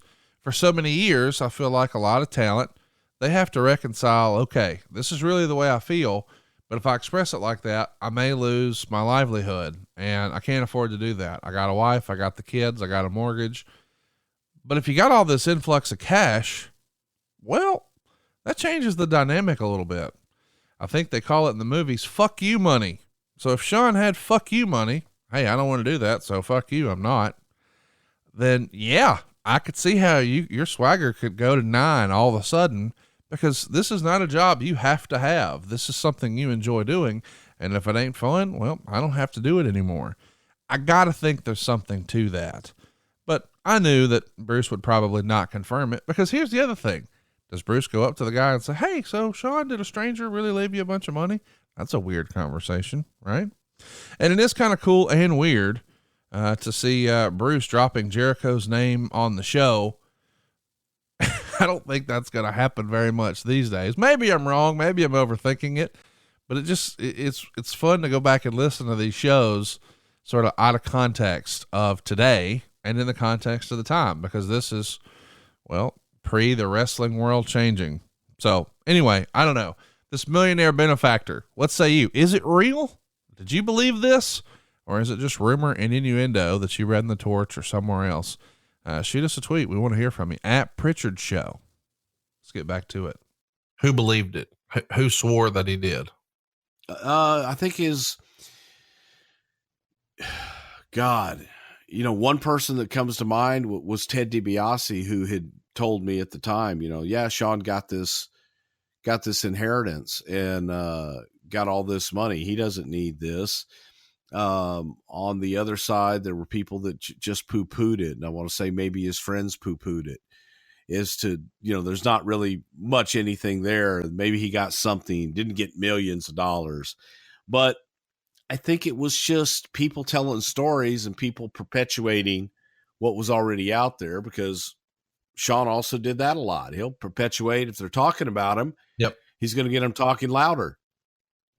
He just likes to stir it up and create discourse. Yes. Likes to poke. As I told Chris Jericho last night, he knew how to poke the bear and liked to poke the bear. I love your just name dropping, Roll Tide. So Shawn makes his return to wrestling on October 18th, but it's not for the WWF. It's for the USWA. This is sort of standard fare at the time, right? If you've got somebody coming back to TV, go down to Memphis and work the ring rust off before you get on the big TV, right? Sure. They didn't have an NXT or a place where guys could go in a developmental area. So we did have Memphis, put them on the card, let them go down there and work a few shots and get your ring legs back. Meltzer really took issue with something you guys did around this time. Surprise, surprise. You started doing segments on WWF TV where the fans could vote as to whether or not Shawn Michaels should be allowed back in the WWF.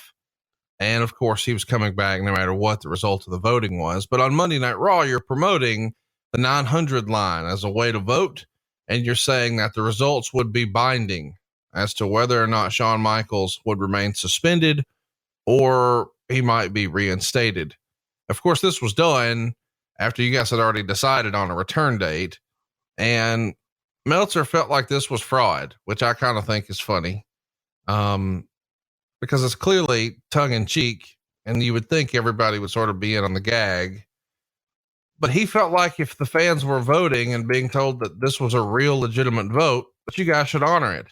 Whose idea was it to have, this be a way to promote the 900 line? And did you guys take any sort of, second thought to Meltzer's criticism here? I don't give a first thought to any of Meltzer's criticisms on pretty much anything, could care less. But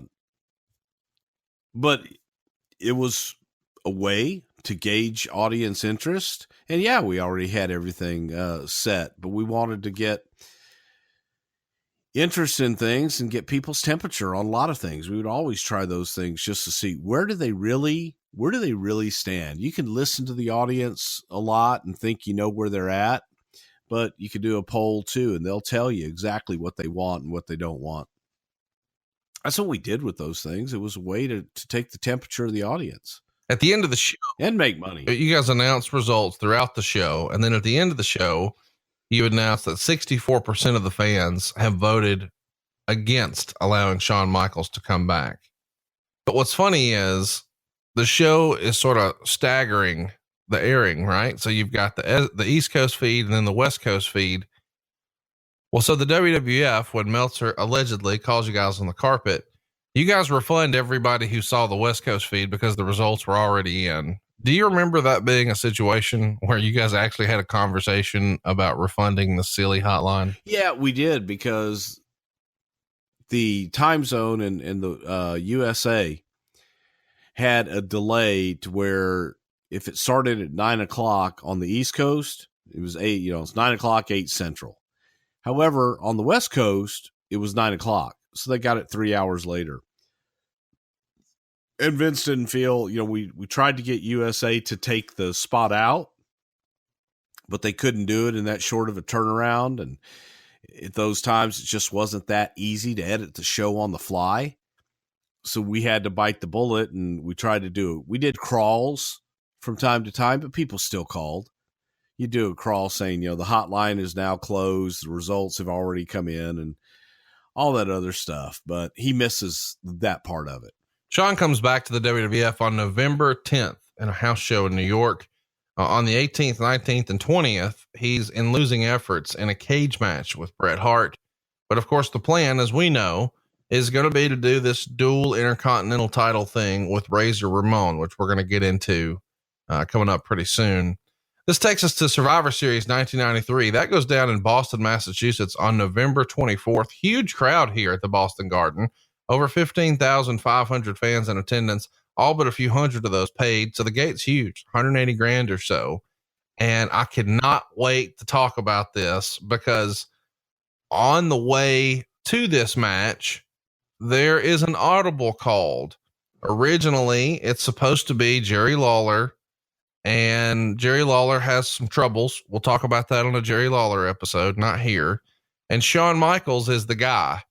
Is Shawn Michaels the guy just because he didn't really have anything going on? Is this right place, right time for this match? Exactly. And it was such short notice. We didn't have anything for Shawn, and we had planned on bringing Shawn back and doing something with Razor to get us to the next level. But it was right place, right time. We needed a heel. It was plug and play. Well, let's talk about, this is something we get asked about all the time. There was a promo done with Shawn Michaels and a new interviewer for the WWF. Tell us where the promo was shot, who was talking to Shawn about the match, and maybe even an impression of that character who was interviewing Shawn. Well, since this was the last minute, Lawler wasn't going to be a part of the promotion. We had to do something fast, and we had to get Shawn involved pretty quickly. The entire angle centered around Jerry Lawler and the Harts, and Jerry Lawler making fun of the Hart family, everybody in it. So we had to pivot. So whoever was going to take that slot, since it was the Hart brothers standing up for mom and dad, Stu and Helen, she's a good old gal. Yeah. That we needed that heel, whoever we plugged in there, to do the same thing, man. Make fun of the Harts. And we knew Shawn and Brett would have a good match. But this wasn't really about having a good match. This was about getting to the storyline of Owen and Brett. Long story short, Shawn gets the nod, and the idea is we're going to go to Stu and Helen Hart's home in Calgary, Alberta, Canada. Stu and Helen's home was played by Howard Finkel's house. And Stu and Helen were played by a couple of actors. I think our makeup artist, Jill, was Helen Hart. And Shawn was going to come in and show us. And he had the opportunity to be interviewed by the world's worst interviewer and the worst gimmick possibly in the history of all of wrestling. The one and only Rio Rogers, baby, the real man. He's the cowboy. Actually, he's the cow man. He's so bad. He's so good. And it aired, and every once in a while you'll see it up on YouTube somewhere, the famous Shawn Michaels, Rio Rogers. And as a matter of fact, the only two interviews that Rio Rogers did was with Shawn Michaels. And then he did a stand-up with Vince McMahon too, right? Well, he did color commentary with Vince, yes. Which was Talk also to us horrible. about Rio Rogers. Obviously, we know the genesis of the character, but chat me up. Rio Rogers. I don't know when we'll talk about him again. I always did, this again, kind of like on here when I go into stories, I go into imitations, and a lot of times telling a story, it's funnier to tell a story of the American Dream, Dusty Rhodes, baby, and get like all funky like a monkey and get crazy, if you will, baby. Jerry Jarrett was sitting in on some of these meetings, and it just tickled the hell out of him, my Dusty Rhodes impersonation. He'd be, Vince, we need to get Bruce on TV with that character. I'm like, it's not a character. It's Dusty. It's not. In case you didn't know, Jerry, there's this guy, Dusty Rhodes, that kind of talks with a lisp a little bit like this, get a little funky. Second most recognizable athlete in the entire world, second only to Muhammad Ali. But Jerry wanted me to do this voice and do this character on TV. And I think it was Vince's way of, well, we'll give Jerry a little something. God damn it, Bruce, do the character. And I didn't want to do it, but I did it. And put a fake handlebar mustache on, little Fu Manchu, baby. Wore my hat, baseball cap backwards instead of a cowboy hat. Terry Funk's chaps. And a bull riding glove, because that's what real bull riders wear, baby. Wherever you go, got to have your glove. And the name just came out. It was like, Vince says, what's your middle name? And I said, Roger. I said, when I was named, my brother Tom was given the opportunity to name me. And he wanted to name me Roy Roger Prichard. And my mom said no. But she gave in for the Roger. And there was a heel on the soap opera she was watching. His name was Bruce. He was the heel on the soap opera. So she liked Bruce, and that's how it became Bruce Rogers. So I said, okay, well, Roger. He liked Roger. And because of Roy Rogers and everything else. And I forget how the hell we got to Rio. But then Rio Rogers was born, baby. R-E-O, R-O-D-G-E-R-F, baby. Funky. And I called Dusty. Before I did it. And told him what we were going to do. And I said, Dream, if you're uncomfortable with it, you don't want us to do it, just say the word, man. I won't do it. He goes, Pumpkinhead, you're going to do what you're going to do anyway. So go ahead on with your bad self. And we did. Why didn't Rio Rogers last? Because it sucked. It was horrible. Lots of stuff sucked and it lasted. Why didn't this last? I didn't want to, because I didn't want to do it. I hated it. It sucked. Here's the thing. If you come up with a character, come up with an original character. This was clearly just me doing Dusty. And I don't think that it was as entertaining to the masses as it was entertaining to guys in a booking room trying to come up with ideas, and going into a Dusty imitation. It just wasn't that entertaining to the broad-based market. Nobody cared. All right, timeout. Boy, we get a lot of questions about this, and isn't it fun to sort of make fun of Bruce for Reno Rogers? I mean, I guess it's interesting the different ways that Bruce got on TV over the years. He was a ring announcer. He was a backstage correspondent. He did a commentary occasionally. But then he's an evil televangelist, I guess, perhaps. But this Reno Rogers thing, was he high? Is he out of ideas? Both? This is not good. I mean, can you imagine if there was a character today whose sole existence was an impression of someone else? I guess WCW did that with Oklahoma. I don't know, man. It just feels weird, does it not?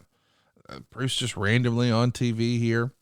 I guess it's a testament to Bruce being a performer. He could do anything, as you've heard here on the show, with some of these silly impressions, and he knows how to entertain you. But I think he just preferred to be behind the scenes more. But it is sort of interesting to think, what if they went with Reno Rogers more? Can you imagine if he was like an evil referee or something? I don't know. It feels weird. The whole concept is weird. But what if they just would have let Bruce be Bruce on TV? You know what I mean? Like, what if the Bruce that we first met here in 2016 on Something to Wrestle, what if that guy was just doing, color commentary all the time? I think he could have done it. I think he could have did great at it, because he could have mixed in the impressions and the silliness. It would have been a little different for sure, but having almost like a radio DJ, a shock jock, if you will, just taking what Jesse Ventura was doing and, sprinkling a little Bruce on it. I think it could have worked. Anyway, let's get back to it. Let's talk about Survivor Series 93. I can't wait for us to do a full show on this. I'm sure we'll probably do it this November. Here we've got Bruce and Keith, Brett and Owen, the Hearts, and they're taking on Shawn Michaels, and the Blue Knight, which is Greg Valentine, the Red Knight, which is Barry Horowitz, and the Black Knight, which is the incredible Jeff Gaylord. They go 30 minutes and 57 seconds, and here's what Meltzer said. Way too long, and it just didn't work. They tried to plug Michaels into the Lawler spot and claimed Michaels had been insulting the family all this time, and anyone who watched TV knew better. Michaels couldn't carry for interest, and the Knights came off as jobbers, and Ray Combs, as an announcer, totally buried both Bruce and Keith to the television audience, acting like they weren't even wrestlers, trying to make it out like your history teacher was in there trying to play wrestler. Combs told jokes on the PA before the show that didn't get over, and the Red Knight was originally supposed to be Terry Funk, but Funk at the last minute decided to go home. Eventually it's Three Hearts versus Shawn Michaels, and Michaels takes all kinds of great bumps before just walking out. And after the match, Owen comes back out and starts arguing with Brett, and this starts the heel turn as his mother wept. A star and a half. Not the best match, but man, there's so much meat on the bone with the story of this match. Is there not, Bruce? Well, the original idea with Terry Funk being part of the Knights, you had Terry Funk and Greg Valentine. The idea behind the match was we were going to build up to each of the Knights getting unmasked and being revealed who they were, which is why we wanted Terry and Greg. And I want to say we had someone else in there as well that was a bit of a, an old timer, but a name as well. So the night before Survivor Series in the bar at the Sheraton there in Stanford, I think Brett broke the news to Terry Funk that he was going to submit to Brett's sharpshooter, and then Brett was going to unmask him. And I don't think that set too well with Terry, as I got the phone call on my answering machine. Prichard, I'm going home. My horse is sick. Tell Vince my horse is sick. And refused to answer his phone. And Terry went home. So we had to scramble, and we stuck Jeff Gaylord in there. And now really all you had to unmask was Greg Valentine, and we didn't think that was a big enough deal to just unmask Greg. So the whole story and structure of the match fell apart when Terry left, and it was all just a backdrop to get to Brett and Owen anyway. So we just, bit the bullet, said have the match, and make it the best that you can possibly make it. Had Jerry Lawler been there and able to perform that night, would Shawn Michaels have even been on the card for Survivor Series, or what would Shawn have wound up doing, do you think? Shawn would have been in an interview role out there with Razor and coming out and making the claim of being the Intercontinental Champion and just furthering that story. I'm looking forward to telling Jerry Lawler's story, but I don't want to get sidebarred for 2 hours here. So let's keep rolling. November 26th, they run a show in Montreal, and Doink gets a win over Shawn. But the next night, Madison Square Garden, Shawn gets the nod over Doink. And on the December 6th Raw, this is when we see Shawn Michaels wrestle the Kid for the first time in the WWF, and they go to a double count out when Shawn gave him 2 Razor's Edges moves in the ring, which of course the Razor's Edge is Razor's finishing move. Razor comes out and pulls Kid out of the ring as Shawn's going for a third one. This leads to Shawn slapping Razor. Razor chases him up the aisle, and then Diesel comes from behind the curtain and hits Razor. And then Shawn gives Razor the Razor's Edge on the floor twice. Sometimes we sort of armchair book how something could be put together. And this is all 4 members of the clique here. But this was good stuff, was it not, Bruce? It was great stuff. And it was during the time 1-2-3 Kid, who was coming in that we didn't really have any plans for, and on a fluke. And that was the power of that Manhattan Center and that New York audience made the 1-2-3 Kid into a megastar overnight. He was made. So he's put into this whole program with Razor Ramon, and then Razor coming to the Kid's rescue now makes Razor this really likable babyface character. It was just good stuff putting them all together. And then you got Shawn, who has the big equalizer now in Diesel, and you can believe Shawn can beat Razor Ramon because he's got the equalizer on the outside. So that was the story we were telling, and that's where we were going. And it was really intriguing stuff at the time because you couldn't pick them. And I feel like I should mention too, Scott Hall's a big dude.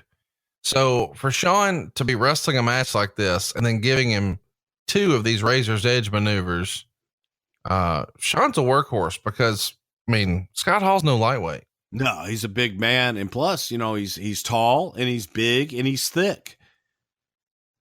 So yeah, that's difficult. That's difficult for a guy Scott Hall's size to do. And then for Shawn to do it to a guy, Razor size, extremely impressive. In early December, you guys do another UK tour.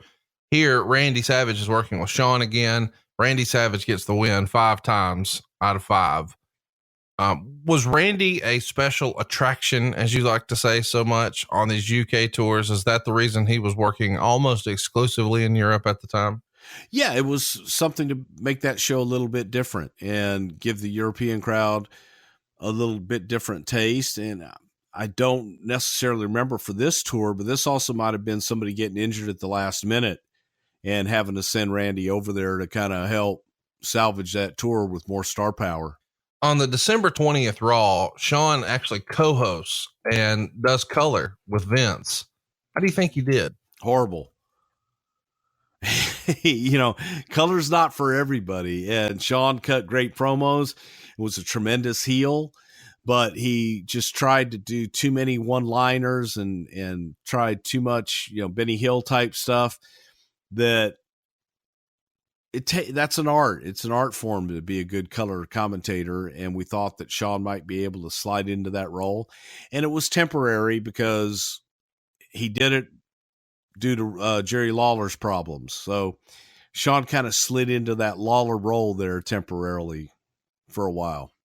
Shawn finished up 1993 working with both Brett and Razor on the house shows. You saw a lot of their matches, and I think a lot of people would say Brett and Razor are two of Shawn Michaels' best opponents. If you had to pick one, who do you think gave Shawn a better match? Bret Hart or Razor Ramon? Bret Hart. I think Brett and Shawn will go down as classic opponents for one another. They are both each other's best opponents, in my opinion. That's going to wrap up 1993, and we're going to go ahead and put a bow on this episode for now. But first, let's do some questions, Bruce. Are you ready to rapid fire some questions about Shawn Michaels here? Hit me, baby. So here's what we're going to do, just to catch everybody up. This is going to be one of our longest episodes ever, so we're breaking it up. So next week, as a reminder, on March 9th, well, what do you think we're going to talk about? Shawn Michaels, Part 2, will be here next week. But the following day, you're getting a bonus episode we'll tell you about in just a minute. But I don't want you to think that we forgot about you. Shawn Michaels, 94, 95, they're coming right up. We'll see you here next week. But let's get to some questions from Twitter and Facebook. Some of these questions won't be just specific to 93, so we'll just rapid fire them all here. Colby wants to know, Bruce, did you ever try on Shawn's chaps? Not Shawn's chaps, no, but Terry Funk's, yes. Robert wants to know, besides Sherry, were there ever any other managers considered for Shawn during his run? Well, I thought that Luna did a hell of a good job with Shawn in that managerial role and kind of the sidekick. But other than that, no. And as a matter of fact, we kind of thought that Shawn didn't need a mouthpiece, that he had his own gift of gab and didn't really need a manager. Why did the Luna run end? I want to say it was, we thought that the better fit, it would help Luna to be with Bam Bam Bigelow, and just thought that look and that package was a better package. So we just kind of slide her over here. How was Shawn with that pairing? You've told me, maybe he wasn't always pumped about having Sherry there, but then eventually he liked working with Sherry. What was his opinion on working with Luna? He liked working with Luna, thought she was crazy because she was, but a lot of times he would feel that Luna sometimes could take away from the match with all of her antics on the outside, and that had to be toned down a little bit. Ray wants to know, Michaels is always touted as one of the greatest. While I don't necessarily disagree, what puts him on the list from a Bruce Prichard perspective? Because he can work with a broom and make them look good. In all of his matches, no matter the caliber of his opponent, he can bring anybody up. I can't really think of an instance where his opponent brought him down, but I think that Shawn could bring pretty much any opponent up. Timothy writes in, there are a few people at least that consider Shawn Michaels to be one of the most overrated wrestlers ever. What do you say to those people? I'd say you're misinformed and you're allowing rumor and innuendo and backstage reputations kind of skew that, because I think that Shawn's work in ring is probably the best that there is. Alan wants to know, why is Bruce so overprotective of Shawn? Sometimes it seems like Bruce is just justifying his bad attitude and how he treated people poorly. I don't justify it. I simply explain it and try to explain the situations at the time. And I think that Shawn did have a bad attitude, and a lot of times it was inexcusable, but you got to get over it too at some point and get the match in the ring. Sean says, everybody has sang Shawn Michaels' Sexy Boy song. Hypothetically, what would be funnier?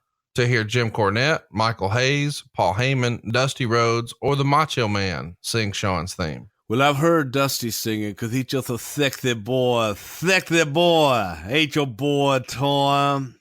Boy, Tom. I'm just a sexy boy, baby. And, I'm not your boy toy, motherfucker. Fuck you. I'm nobody's toy. Allow me another volley, sir. Thank you for that. Because I am the sexiest boy of all boys that there will be sexy, sir. Good sir. I'm just your boy toy. I'm not wait, I am a sexy boy, dude. It's just a dadgum medley right there, man. Macho Man hanging around. What's he think about that song? I'm thinking I'm the sexiest boy alive. Ain't your boy toy. No boy toy. Not gonna do it. Dig it. First name macho, last name man. Check out the boots. Oh yeah. Ain't your boy toy. Not going there. Aaron Murphy wants to know, whose idea was it to have Shawn wear a blue strap on the Intercontinental title? I have no idea. That just was probably a freak accident that happened. Wasn't a whole lot of thought put into that kind of stuff back in those days. Chance wants to know, how was Shawn and Davey Boy's relationship? Shawn and Davey Boy always got along. They were friendly, and they traveled together.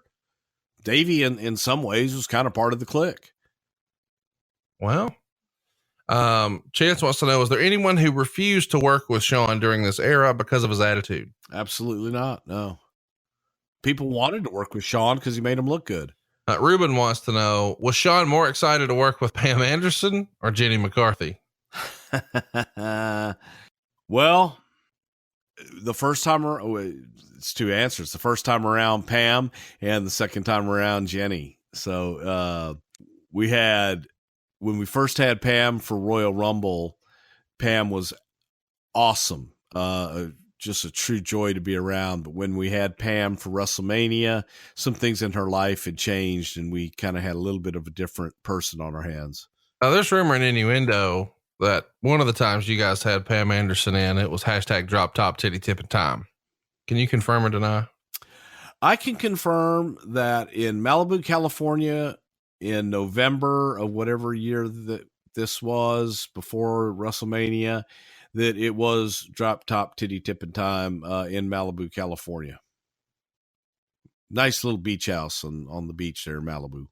How would Vince McMahon describe what you saw? Luscious, voluptuous, caramel titties.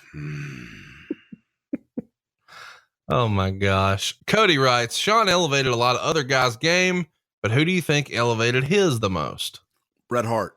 Kavana Customs, who I assume is a designer, writes, who was the gear designer / maker back in those days, and who gets credit for giving Shawn the best look in his career? Julie Youngberg from day one. Michael wants to know, why was Davey Boy Smith always losing to Shawn Michaels? That sort of made me laugh when I read it, but when I think about it, I don't remember Davey Boy ever beating Shawn. I mean, maybe it happened, but I just don't remember it. I don't think he lost to him all the time. I think they kind of went back and forth, but I think after Shawn defeated Davey Boy for the Intercontinental Championship, and that was all that mess with Bulldog and the Ultimate Warrior, that Davey was in the doghouse for a little while. Get it? Doghouse, Bulldog. I get it. Dave. Aaron writes, does Bruce believe Shawn and the Clique blackballed Shane Douglas's Dean Douglas run?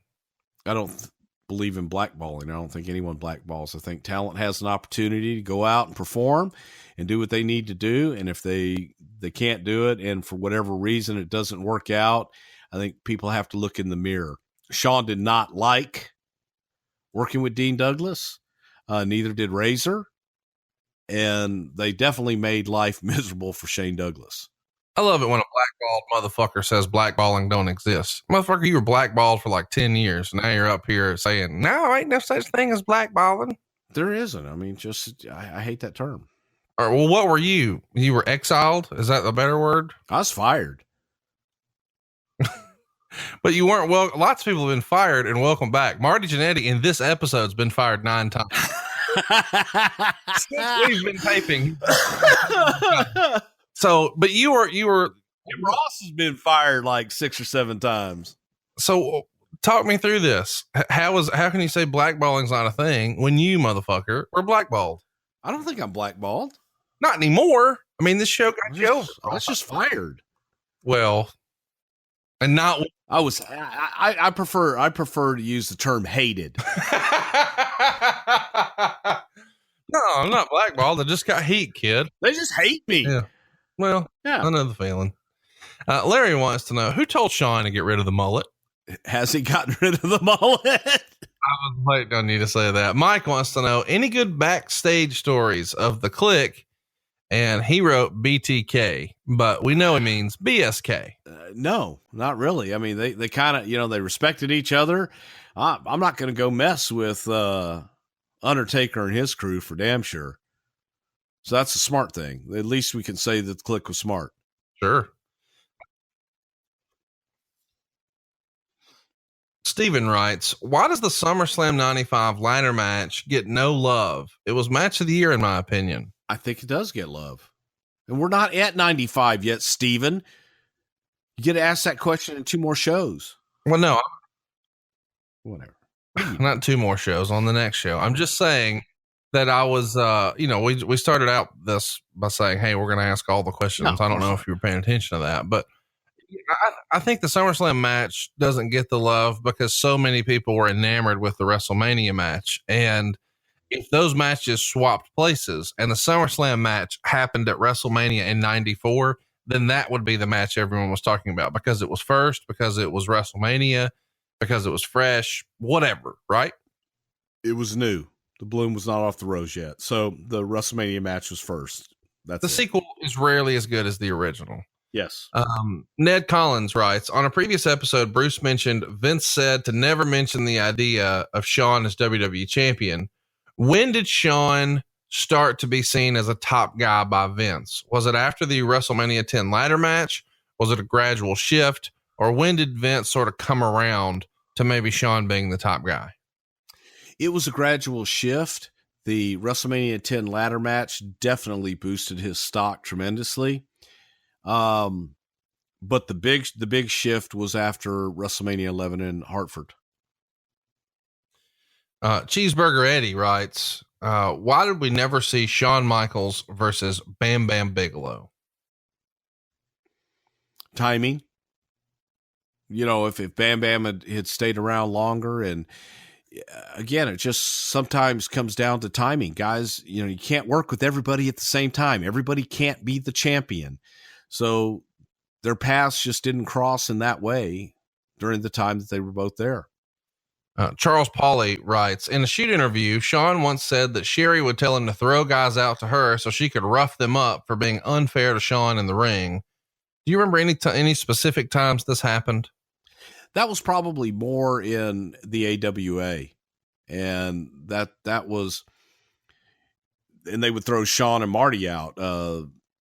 Buddy Rose and Doug Summers would, and that's what Sherry did. But that was just a spot that they did as a manager, as a heel manager, and Sherry playing her role. But do you remember anybody sort of taking liberties with Shawn or maybe trying to eat him up on TV and Sherry recognizing that as the veteran and being like, fuck this guy, throw him out here? No.